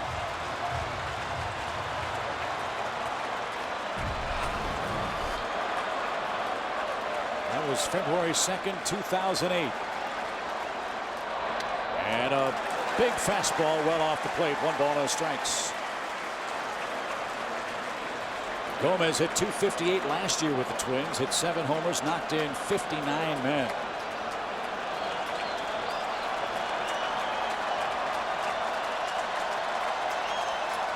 Polanco keeping Punto close at second. Hot shot towards short. Everett scoops it up, and we go to the 10th inning. What a ball game. 10th inning. Let's check in again with Craig Sager tonight. Well, Joe Nathan has gone back in the clubhouse, but very relieved he got out of that jam in the top of the ninth with that double play off the bat of Maglio Ordonez. He was watching as the ball was hit hard on the line drive, came over and put his arms up in the air, thought, oh no, it's gone. But then when he saw the double play, did a like swilling move, came into the dugout, and everybody said, what was that? He goes, well, it's sort of like the cattle rope I saw Brett Favre do last night when I was at the Vikings game against the Packers. He said, I thought it was going to be a base hit, then it was a double play. I got too excited. He's got a lot to be excited about. Nathan, an inning and 2/3, 2 hits, 2 strikeouts, and he will give way now to Jesse Crain in the 10th inning with the middle of the order up for the Tigers. Only fitting, as you said, Ron, these teams dead even after 162, dead even after 9 innings in game 163. Well, Jesse Crain has really been a workhorse for this Twins team, but he has a lot on his shoulders here, having to face Cabrera, Miguel Cabrera, 1 for 5 off Crain with a home run. They've pitched him a lot more effectively in his last 2 at-bats. And the Twins, and he jumps at the first ball, bounces out to short. Cabrera's got it. High throw, and the tag applied. Cabrera's made 25 errors over at shortstop. But a nice play by Kadire to come off the bag and save a big problem here in the 10th. Well, a lot of his errors, Chip, have really been of the throwing variety. See this one run up the line a little bit. Nice play by Kadire at first, just getting Cabrera before he got on the bag. Aubrey Huff will pinch hit now in the 10th inning. Just got him on the hip. Huff was one of those bats the Tigers acquired to try to bolster this offense. And Huff hitting just .241 this season.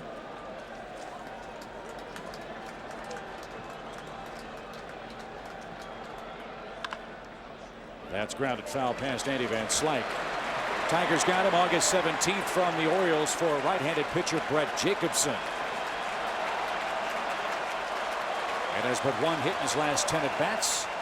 And with the Tigers hitting .189.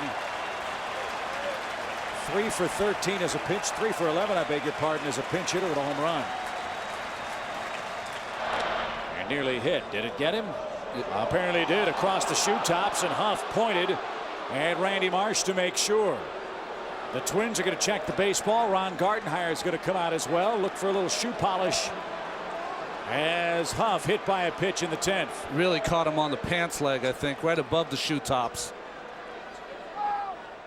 Unfortunate pitch there by Jesse Crain, who had the advantage. Watch this pitch dive down and in. Seems like it just touched maybe the front right leg of that uniform. See that? The ripple effect of those pants kind of came out. You'll see the ball as it comes into Huff just scrapes the flared bottom of the uniform of Aubrey Huff. A stitch in time may save the Tiger 9 here in the 10th. A hit batsman, and Don Kelly will pinch run. Kelly has played a prominent role in the season series with the Twins and Tigers. He dropped a pop fly here at the Metrodome earlier this season that cost the Tigers a game Justin Verlander pitched. So he'll pinch run here with 1 man out. Really the bigger picture that in September and now October with the call-ups, able to play different kind of baseball when the games matter the most. All that changes tomorrow. Roster's down to 25. This is still a regular season game. And Ryan Rayburn looks at ball 1.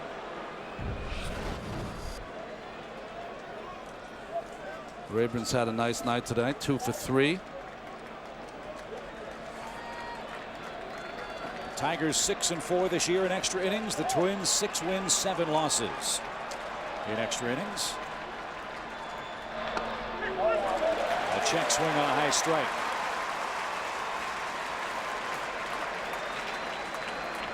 So you're the Yankees. You're playing at home tomorrow, trying to put together your scouting report for game 1 of your division series, and here we are in the 10th inning of game 163 for the AL Central champ.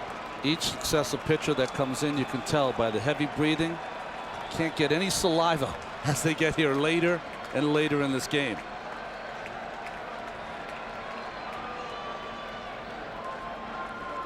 Jesse Crane, who has been a workhorse. Only in 07 did he miss time when he had surgery for a rotator cuff and torn labrum. 56 games this year, a high of 75 a few seasons ago.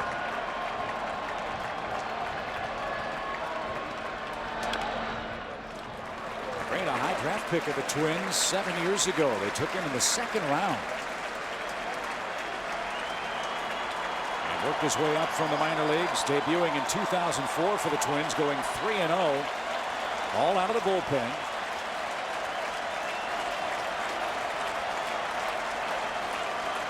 Born in Toronto, Ontario, lives in Lakeville, Minnesota. In his 5th big league season.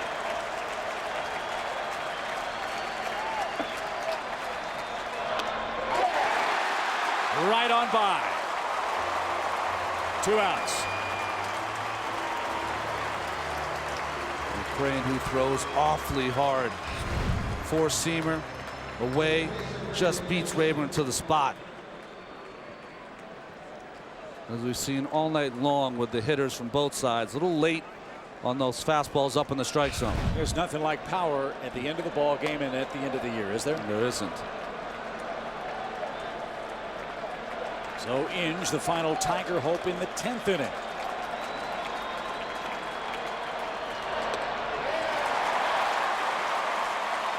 He's 5 for 19 against Crane lifetime, but one of those 5 hits a home run.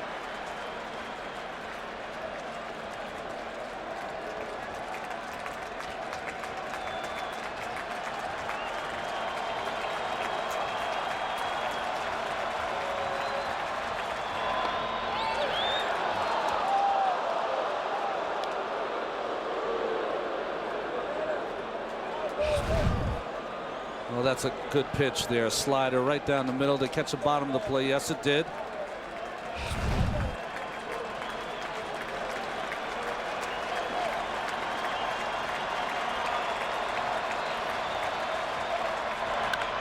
Ripped into the left field corner for a hit. Kelly around second, on his way to third. Gene Lamont's going to wave him. Here's Cabrera's relay throw to the plate. It's not in time, and the Tigers take the lead.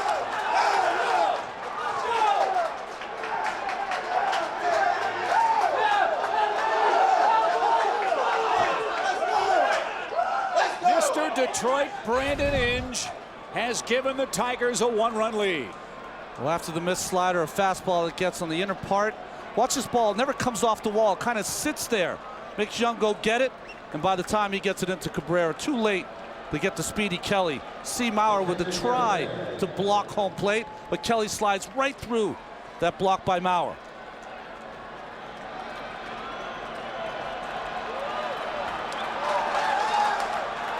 So the Tigers have the lead in the 10th.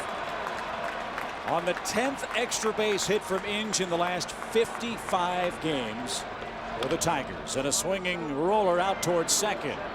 And the throw to first is in time. And that retires the side. The Tigers get a hit batsman, cash it in on a Brandon Inge double.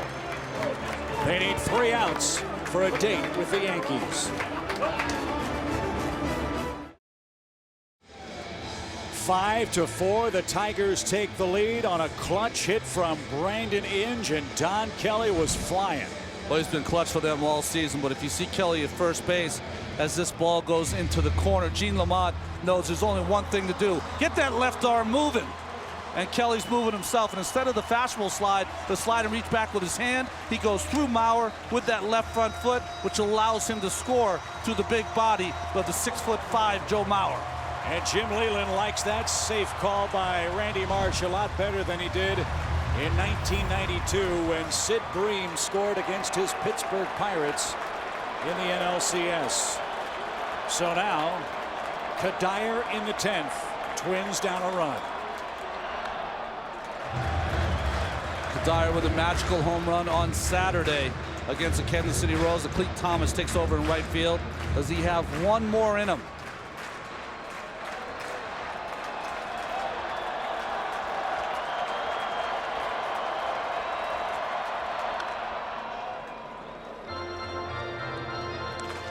One ball, one strike.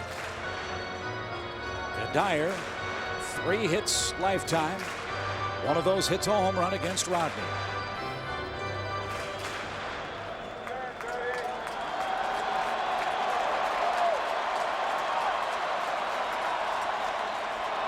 Nowhere near. Concentration by all these players on the bench and on the field. Almost palpable, Chip.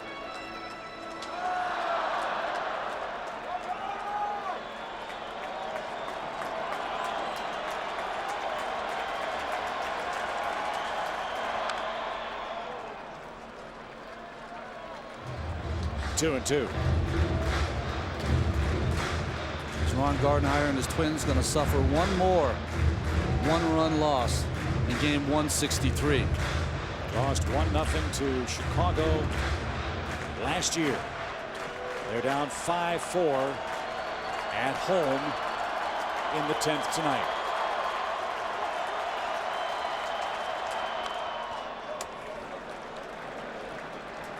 I don't know about you, but I don't know how he fouled that pitch off. That thing looked like Bill of the Cap high.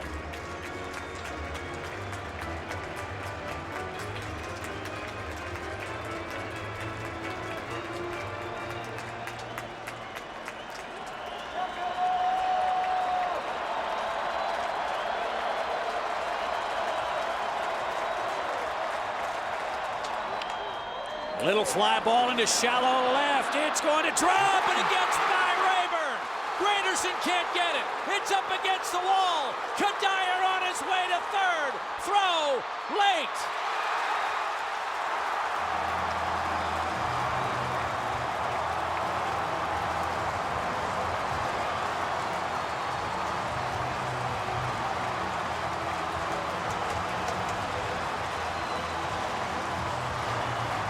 Rayburn tried for the shoestring catch and paid the price. They didn't pick up the ball well and then tried to make up for it. And you see he missed it, probably lost it in that white roof, but maybe the wrong choice at this time in the game. You want to really play that for a single, Chip. Keep that ball in front of you. Keep Kadire on first base. Instead, he tries for the miraculous catch. He doesn't come up with it. Granderson doesn't get there in time, and Kadire triple. A 3-base hit in the 10th inning. And the tying run for the Twins, 90 feet away, and Delman Young. Jim Leland can't believe it. Infield in. Chopper doesn't get through. Everett, 1 out.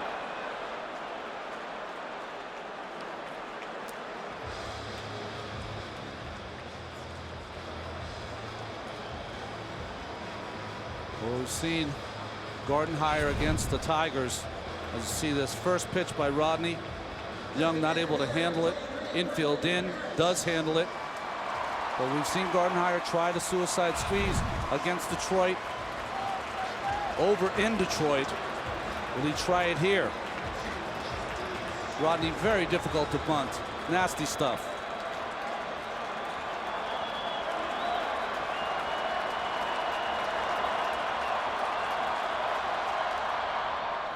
And he's just as likely to throw it away as he is to buzz you inside. Rodney's thrown 5 wild pitches this year. Well, nice play by Gerald Laird there. Fastball down in the strike zone. That is the one that eludes more catchers because they always believe that a fastball is going to be for a strike, not thrown in the dirt like it was there by Rodney.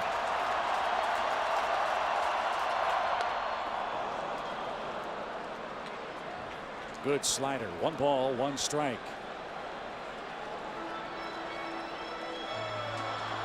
Everybody up in the seats, everybody down on the Minnesota bench. The Tigers 2 outs away from advancing and winning the AL Central.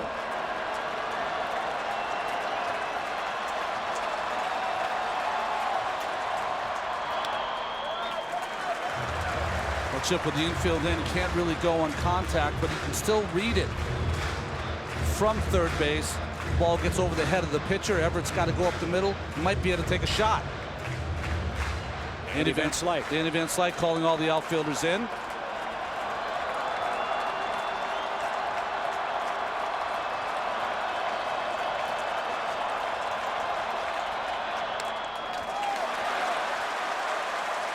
97 miles per hour, but not even close.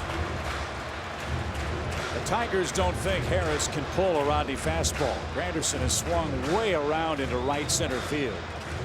Huge gap between Rayburn and Granderson in left center. And now a 3-1 count. They're at the corners now with one out.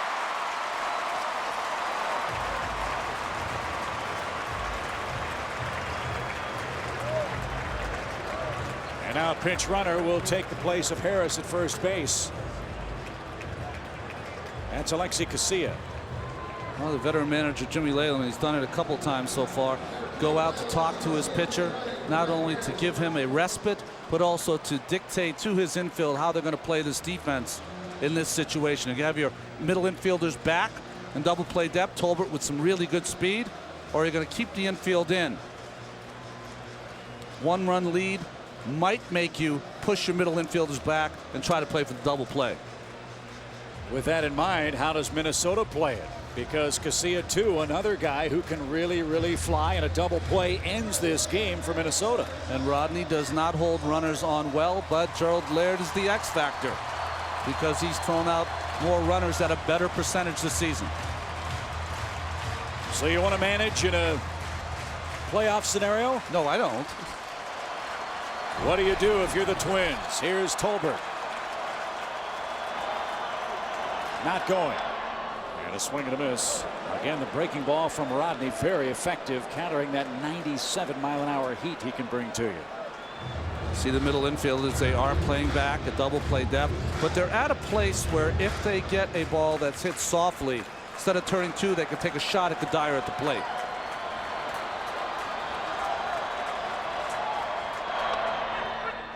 Another strike. Rodney, even with that big fastball, will generate some weak contact. 12 double play ground balls have been induced by the Tiger closer. As you see at home, he hasn't thrown a ball over the knees yet, has he? No. 0-2. Ground ball up the middle. Base hit, we're tied. Runner around second. On his way to third. 5-5.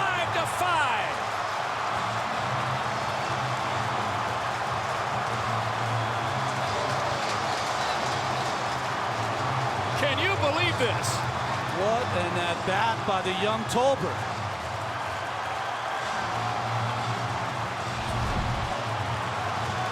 Just the bouncer up the middle. Looks like Polanco here thought he was going to be able to turn two, but with that top spin, gets by him. Harris over to third base for the winning run. Now a world of opportunities for Minnesota with one out. Punto handles the bat beautifully here. Last time they squeezed against Detroit, it was Nick Punto who was in the batter's box. Gardner gets his wish with a tie and run. Has one more wish working.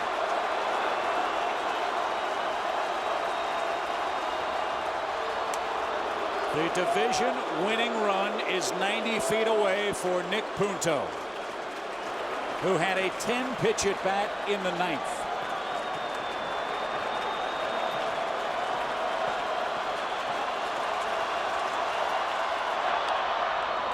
Strike one.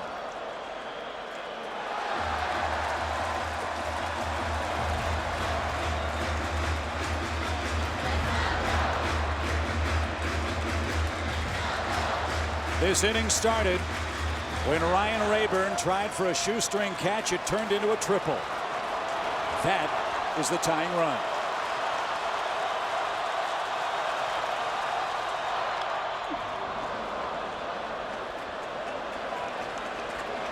No surprises here. It's country hardball time. 0-2. Punto trying to shorten up that stroke. Still hard to catch up with that 96-mile-an-hour heater from Rodney.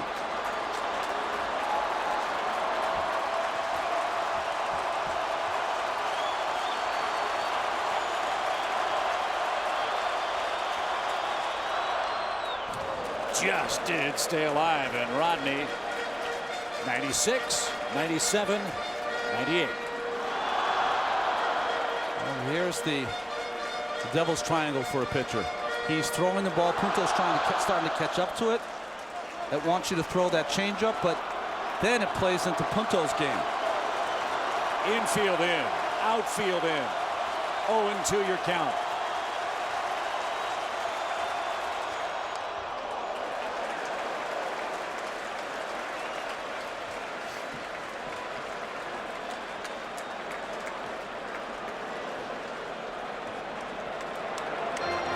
Ron Gardenhire said today's team was a team full of ball players. No one's more of a reflection than that than Nick Punto.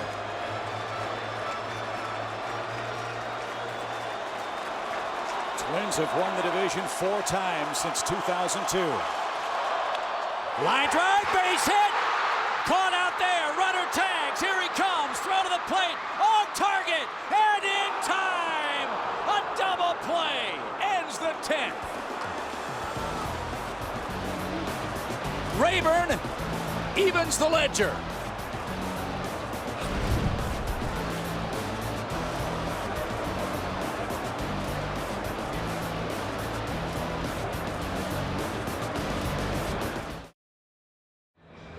Some kind of game in Minnesota. 5-5 your score. 11th inning. Again, we check in with Craig Sager. Well, I talked to Curtis Granderson before the game. He said he likes Ryan Rayburn out there in the outfield, not only because of his speed, he said, but he has an unbelievable arm. I said, how good is it? Well, I talked to Rayburn before the game, too. He said he was a closer in high school and in college, went to Florida with a 95-mile-an-hour fastball to be a closer, but he said he didn't have any movement on the ball, gave up that, became a regular player, but he has a 95-mile-an-hour fastball, which we just saw, to save that run. Chip? All right, Craig, thank you very much. And Jim Leland again told us before the game the defense of Rayburn was critically important in this ballpark. It let him down at the start of the inning, but it keeps the game and the season alive for the Tigers as he throws a strike to take care of Casilla and the Twins in the 10th. Wow. 11th inning in a 5-5 game. And Adam Everett, the Tiger hitter.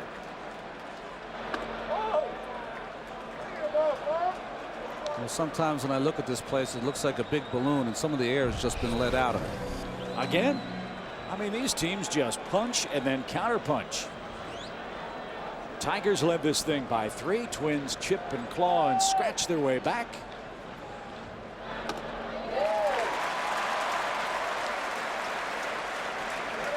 Detroit took the lead in the 10th after a hit batsman and a Brandon Inge double to left. Minnesota ties it up after Rayburn messes up a fly ball in left field and the base hit by Matt Tolbert. And the double play at the plate moves it along. Fouled back by Adam Everett. Again played here in Minnesota. And a ball 2-strike count.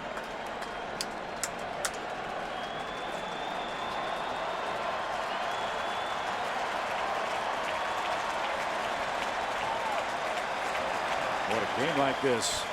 Little things mean a lot. With batsmen, leadoff walks.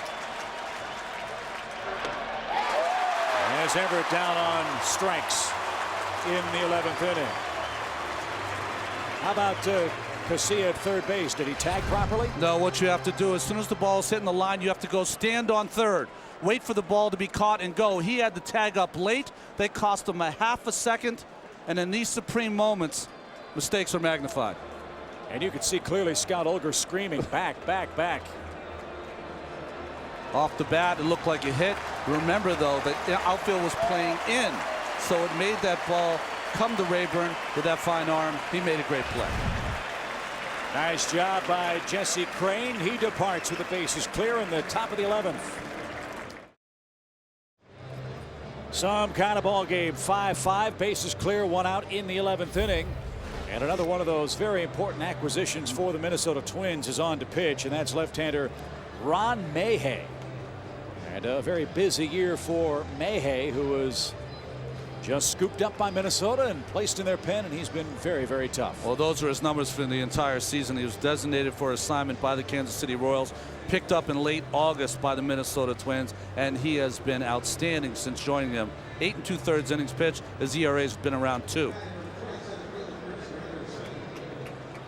And he will face Curtis Granderson with nobody on and one out. Granderson's been on base 3 times. He's walked and scored. He's singled twice. And when Curtis Granderson is on the base paths, that's really when this Tiger offense can start to click. We mentioned earlier, he's had very good numbers this year. 30 homers, 20 steals, 23 doubles. He's knocked in 71 men out of the leadoff spot, but his on-base percentage has been very low. Not tonight. He's been on 3 times in 5 plate appearances.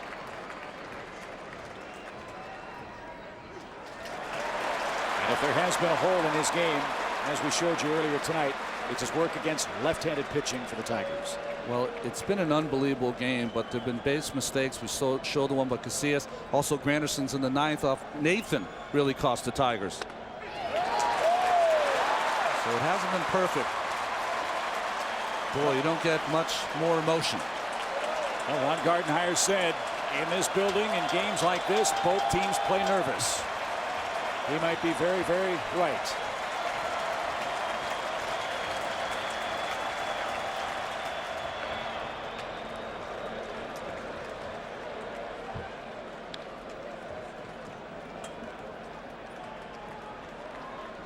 Told you earlier, Granderson loves hitting in this park. A career 300 average at the Metrodome.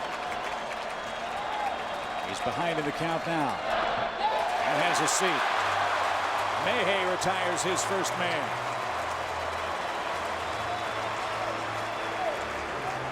And he appears to be one and done. That indeed is the case. Mayhay's good work continues. He strikes out Curtis Granderson. It's a battle of the bullpens in game 163. Well, you want emotion. You have seen a bunch of it tonight at the Metrodome. Largest regular season crowd in the history of this building on hand as the Tigers and Twins keep trading leads. Cabrera, go-ahead homer. Fans hoping for some late-inning magic have gotten that. The Tigers take the lead. Minnesota hoping for some help and get it with a base hit. Ron Gardenhire off the top step. And yeah, we've felt this place rumble all night long as game 163 still on to determine who will face the Yankees tomorrow night. Bobby Keppel, next man out of that Minnesota pen. And he will face Placido Polanco. Had some time with the Kansas City Royals and Colorado Rockies. Started in the Mets organization. This is like a Jack Johnson prize fight. Who's not going to meet the bell for the 100th round? Well, if the Twins can get through this 11th, they will have the top of the order coming up in their half of the frame. Nobody on, 2 outs for Polanco, who's got a hit tonight. That came in the 5th. As you said, it has not been a perfect game by any stretch. I mean, both clubs would tell you they made a couple of really big mistakes that have cost them runs tonight. Yet here we are, still tied up. And sometimes it's hard to be perfect under this kind of spotlight, Chip. This, to me, is the most important batter for Keppel. Cannot get to Ordonez or Cabrera.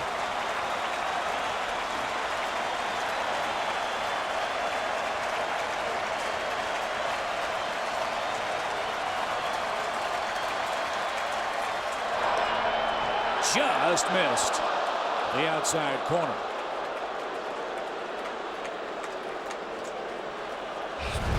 Well, we showed you pitch tracks all night long, and Randy Marsh has about a 95% success rate so far tonight.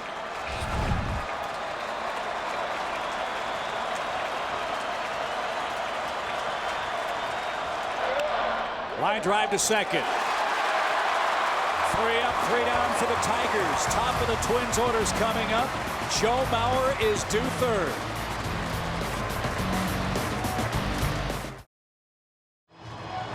Five game, bottom of the 11th inning. Ron Darling, Chip Carey, Craig Sager with you from the Dome. Here's some of the drama we were talking about earlier. Well, Joe Nathan gives up this line drive that turned into a double play when Granderson was caught off of first base. And then in the 10th inning, Casillas at third base on a sac fly, tags up late And with the arm of Rayburn, does not score the winning run for the Twins. And now Fernando Rodney on for the 11th inning. He's worked 2 innings 3 times this year in the regular season. Remember, he came on in the 9th, pitched the 10th, gave up the lead. With a lack of help from his defense, now faces Denard Span to start it off. And a called strike, says Randy Marsh.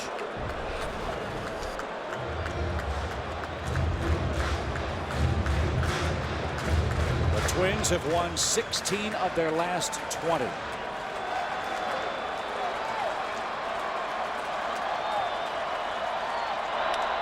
Line drive center field. Granderson late break, dives and comes up with a beauty.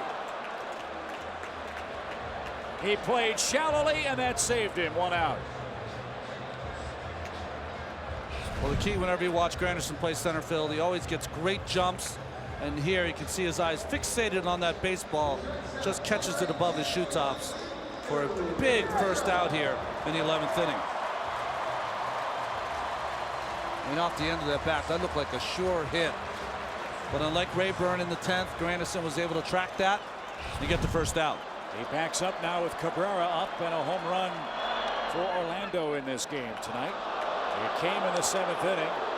And Cabrera now barking with Randy Marsh as he's down a strike. The Twins cannot afford Cabrera to get run from this game. Tempers are going to run hot late in a game like this.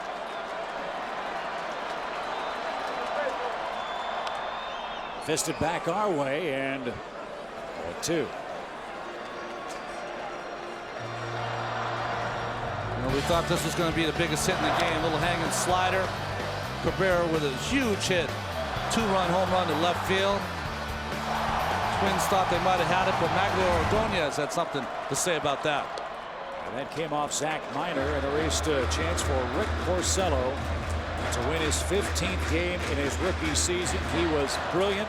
Scott Baker started for Minnesota, gave up 3 tonight, and pitched 6 very effective innings on just 6 hits.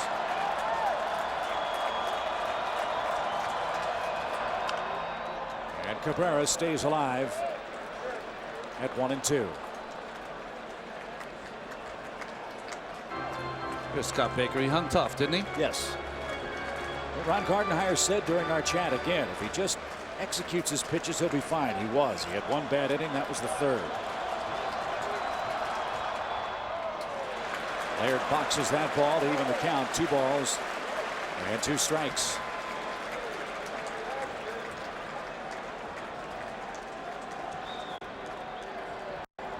Again, Andy Van Slyke right on top of it with the outfielders, moving them seemingly every pitch. Strike 3 outside corner, and Cabrera is going to grumble again, and he best be careful. Randy Marsh with the mask off, and Ron Gardenhire is going to keep him in this game and get him to the dugout. Well, Randy Marsh also has to make sure that he shows some patience here. Tempers are going to run hot. Things like that are going to happen.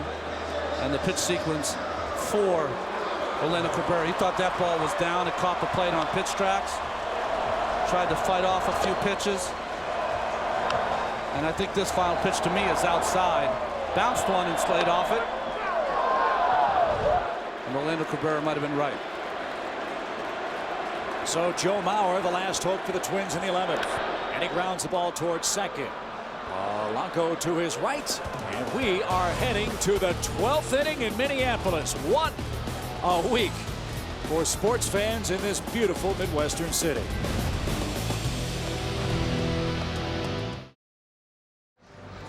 It is the 12th inning in game 163. Our American League Central Division tiebreaker. Minnesota and the Tigers tied 5-5. And the first pitch is laced down the left field line and foul off the bat of Cleet Thomas. Thomas, you recall, came on as a defensive substitution for Maglio Ordonez in the 10th inning tonight. What are we, about 18 hours away from the game at Yankee Stadium, Chip?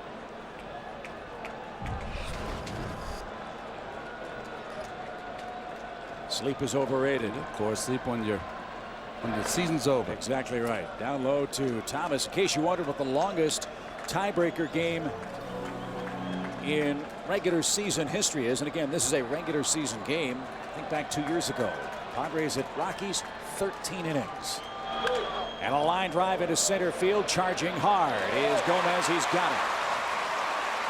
That ball was spanked by Thomas. 1 out.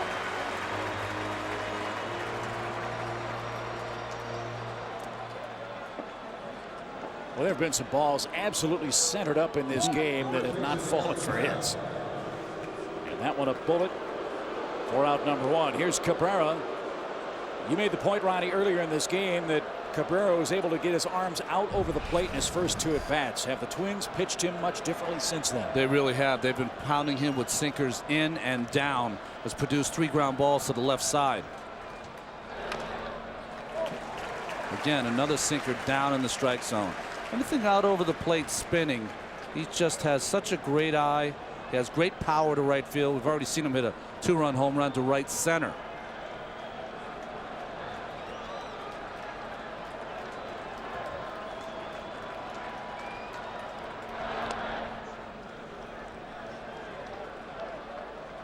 One ball, 1 strike from Bobby Kemple. He's the 8th Minnesota pitcher in this game.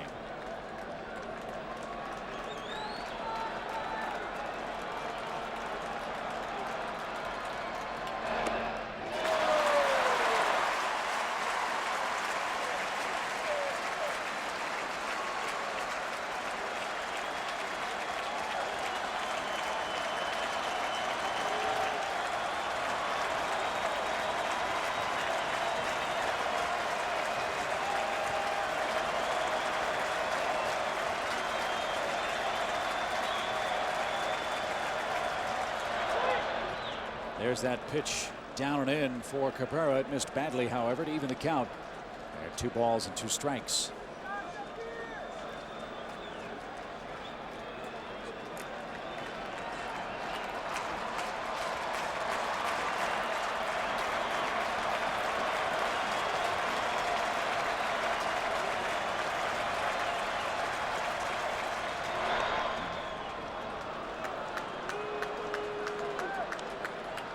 So now Kemple has a full count. Kemple just overthrowing just a tiny bit, and those good hitters like Cabrera will make you overthrow a little bit.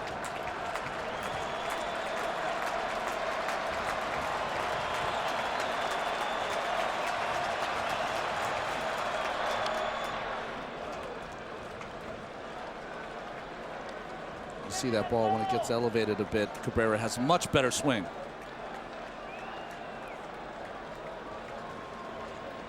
Tigers have left 9 men on base in this ball game. They've hit a couple of home runs. They've cashed in a 1-out walk and a hit batsman to score 2 of their 5 runs. And Cabrera aboard with 1 out. Nice at bat from Miguel Cabrera. And he's aboard in front of Don Kelly, who came on as that pinch runner in the 10th inning of play after Aubrey Huff was hit. The baggy uniform pants cost the Twins a base and cost them a run. And now Kelly is first at bat in this game.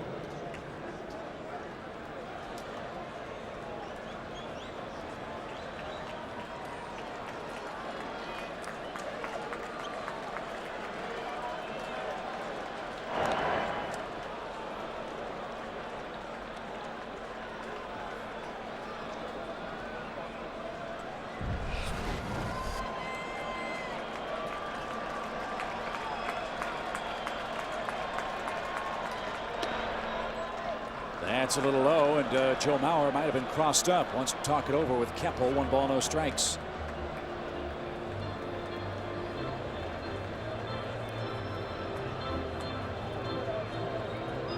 You've been a part of some marathon games in your career. The most infamous, perhaps, that 4th of July game with the Mets down at Fulton County Stadium in Atlanta. That's the infamous fireworks game. And you were the last pitcher in that game, right? I was. I made the last pitch at 4 o'clock in the morning. So you're experienced at games like this. Well, I think the hard part now is for the managers of both teams to start to decide which starters they're going to start to take away from getting a start if they go on to postseason, and which ones can come in and throw a few innings. That's a ground ball toward first. Yeah, the Twins have Carl Pavano, Nick Blackburn, and Dunsing available. Well, Blackburn threw a side today, so I think he's unavailable. Pavano, being the veteran, the years he have, I would think he'd be unavailable. Dunsing would be the guy who would probably have to go, and Dunsing was the guy that they were going to pick if they went to the postseason to pitch Game 1 against the Yankees. So that's still very much in the air, depending on whether they get there or not. That's the first task ahead for Minnesota. Man on, one out. 1-1 count to Don Kelly. We're in the 12th.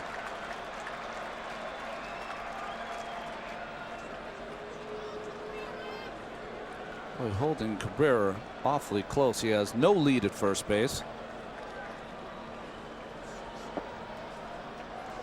Morrow with a good strong arm. I can't see Cabrera being able to steal. Maybe a hit and run, but no steal. Slashed into left field. That's going to drop for a hit. Can they cut it off? Yes. Young does. And the throw into third base. Not in time. They throw to the wrong base. And Don Kelly takes advantage. He's in at second. And look at Ron Gardenhire. The double play now not in order. Second and third with one out. Well, if you're a manager, that will make you take your hat off and scratch your head. That ball, when it's cut off in the gap, you will have no chance at throwing the runner out at third base. That pitch on the corner, good pitch from Keppel. This throw has to go into second base, keep the double play in order. Young makes a small mistake here, or a big mistake, allowing runners to go to second and third, and Gardenhire perplexed, to say the least. So Delvin Young throws to the wrong base, trying to get Cabrera. Kelly takes advantage. Second and third, one out. Ryan Rayburn, the batter, a chat with Gene Lamont as he takes his space in that right-hand batter's box. Rayburn, the biggest play in this game, throwing out the winning run at the plate. And now they will walk him intentionally to set up a double play with Brandon Inge. Well, this is a hard play to figure out for a manager. Who do you go after? A guy that's already proven to you that he can hit in the clutch, or Rayburn already has 2 hits and a walk in today's game. Not an easy choice. The problem with walking Rayburn is that you don't allow Keppel any room for maneuvering. And what the Twins have to be banking on here is that with that bad knee, if Inge hits the ball on the ground, he's almost a certain double play here. But the risk versus reward is if he hits the ball down the line, 3 runs might score, and that might be it. Well, I think you got to play your middle infielders probably double play depth, maybe a couple of steps in from double play depth. That way, if something isn't hit hard, Cabrera is not a fast runner. You can go for the force at home. But Gardenhire wants to make sure that he talks to all of his players and his infielders to figure this out. And this is exactly what the Tigers want to see, is Brandon Inge up with the bases loaded. This man has been absolutely devastating for Jim Leyland's ball club in these situations. This year with the bases loaded, Brandon Inge has 9 hits in 17 at bats. And 24 of his RBIs have come in these situations. And this is the biggest hit for Brandon in the game to double down the line. That scored Don Kelly. That put the Tigers ahead. So after the meeting, Keppel and Inge. And nearly hit him, did it? Oh, he's going to say it grazed his jersey, and Randy Marsh says no. Jim Leyland's going to have a chat. Well, the reason he's trying to ask if he'll get someone to overrule it. Of course, Randy Marsh says no, it's my call. The only reason you'd ever think that maybe Inge was hit in this instance, it's too hard to react so quickly. See the billowed shirt, and it was hit by that ball. The reaction by Inge is so quick that it's hard to fake that. So the ball grazed the shirt, but he doesn't get the base. 1 ball, no strikes.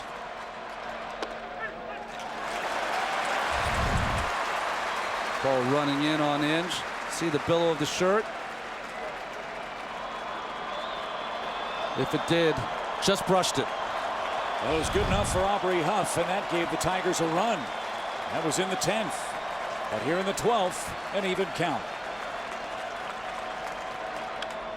Fisted down the right field line, but out of play. 1-2.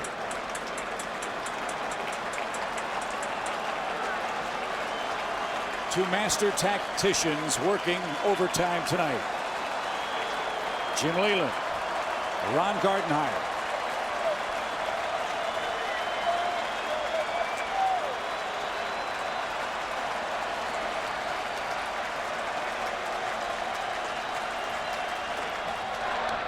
Good stop by Mauer. Wow.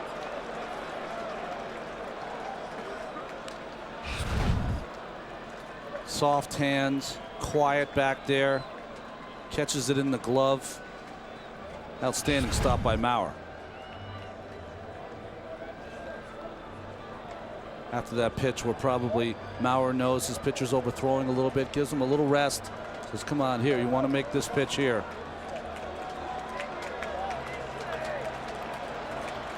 Do not want to go 3-2 with the bases loaded.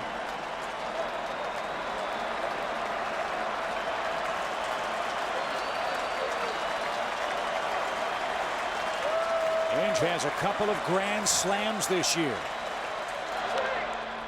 But he was swinging for the fences with that delivery. 2 balls, 2 strikes. He's playing hurt.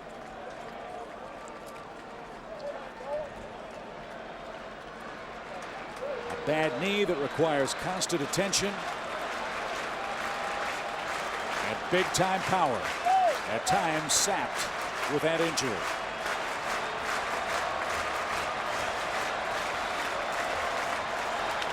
Ground ball, second base. They got to come home, and they get the force. What a play by Nick Punto. Inge was flying down the first base line. No chance for 2, and a heads-up play forces Miguel Cabrera. Anything hits soft where you can't turn 2, you got to take a shot at the plate. Punto with the great play on the run, perfect throw, easily gets Cabrera at home. What a fine play, because not only do you have to make the play physically, you got to be heads up with your mind, know what to do with the ball when you get it, and Punto did. Look at Gardy. As soon as that play concluded, Ron Gardenhire said, watch out for the bunt. Even with 2 outs, Laird handles the bat exceptionally well. Tolbert even with the bag at third. And ball 1 outside.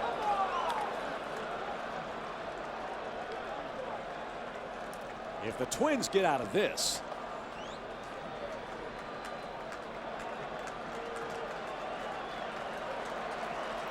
you would think destiny's on their side if they get out of this one. the Metrodome will erupt. 1 ball, no strikes. That one gets by Mauer, but not far enough for Kelly to try to advance from third. Now a very dangerous sequence, 2-0. Well, 1, good job by Laird taking that pitch. 2, lucky maybe a little to keep that ball from going too far back to the backstop. But right here at 2-0, Laird's going to get a fastball down the middle, or should, from Bobby Keppel. Laird, who saved countless games with his glove, trying to win one perhaps with his bat.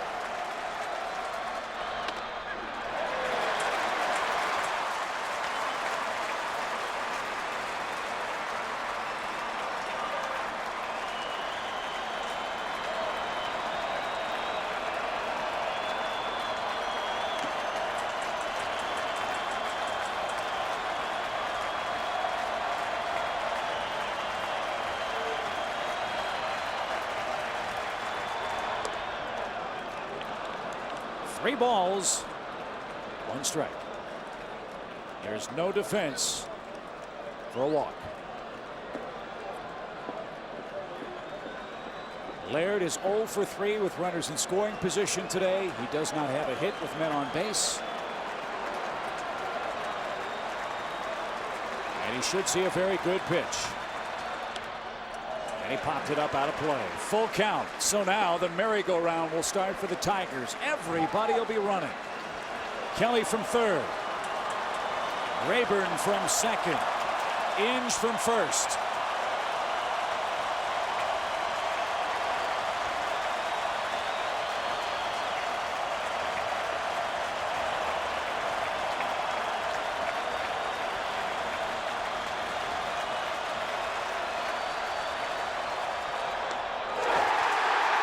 Unbelievable.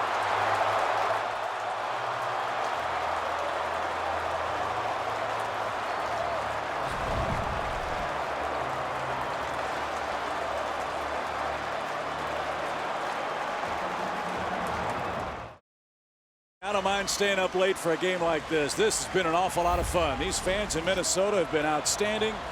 Both clubs, as Ronnie mentioned, punching and counter-punching. And here we go to the bottom of the 12th inning. We know the Yankees will be lying in wait in the Bronx tomorrow, but they've got to stay up late and formulate their game plan, waiting for this one to be decided. Well, the one game plan they'll have is that these two teams they know will bring a lot of fight to the Bronx.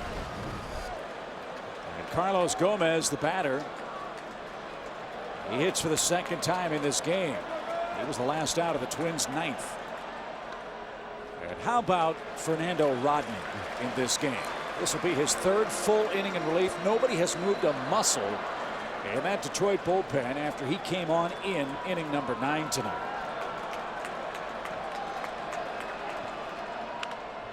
Base hit. That ball just hooked right past Brandon Inge, and a big turn by Gomez around first. They're going to start waving those hankies again.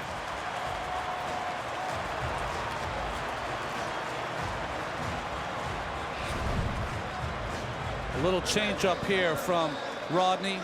Gomez able to pull that through the hole. Inge had to be drawn in because of the speed of Gomez. Able to hit that by him.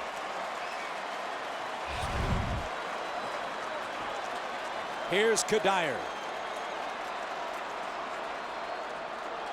Gomez has a huge lead at first base. One whole foot, half a length onto that carpet.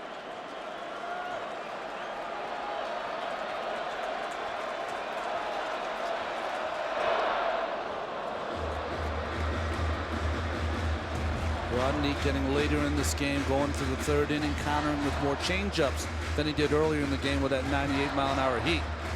Last time Rodney has pitched 3 innings, August 5th of 2008. So he's been here before, but you talk about high-stress innings. Here they are.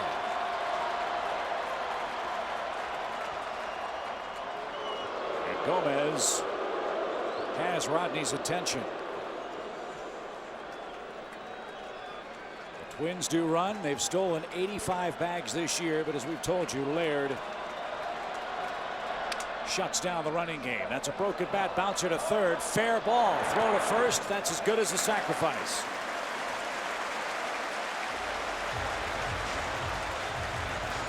So the winning run at second with 1 out now, and you know Delman Young's thinking about picking up his club. Oh, nice play by Inge here. Almost hits the bag.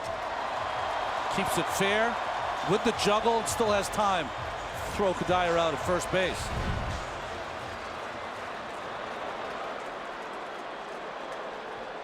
So Young, the co-American League Player of the Week, 1 for 5 in this game,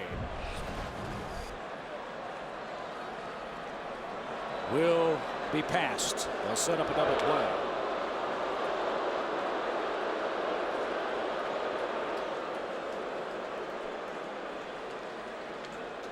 Garcia is on deck. Lots of speed. Be tough to turn too. It'll be the third walk for Rodney in the game, the second intentional pass he's issued. And now for Minnesota, the game's on the base paths for them. Minnesota tonight, 3, 6, 9 men left on base as well. They got out of a bases loaded top of the 12th inning jam. And they pitch around Delman Young, but Casilla has had good luck against Rodney. 3 hits and 5 career at bats. And you see what Jim Leyland's thinking, even with 1 out.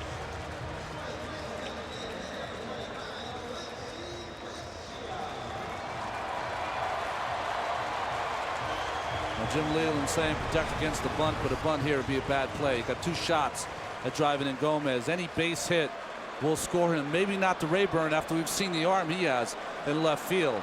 Look at the gap in right center. Granderson shaded toward left. And Rodney pitches inside and gets the strike. You're right, he has gone to a lot of off-speed stuff as he pitches in his 4th inning in this game. Well, good change. It was supposed to be away, but darts on the inside corner to Rodney. Big lead Gomez at second. And you see Adam Everett shading behind him, patting the glove, doing everything he can to try to shorten that lead even by a step. We've already seen tonight how important a half step can be. Don't forget also Clee Thomas in right field, who came in defensively. He's got an outstanding arm also. He's very deep in right. And the pitch bounce right side, base hit. Here comes Gomez around third. There'll be no play. The Twins have won the Central.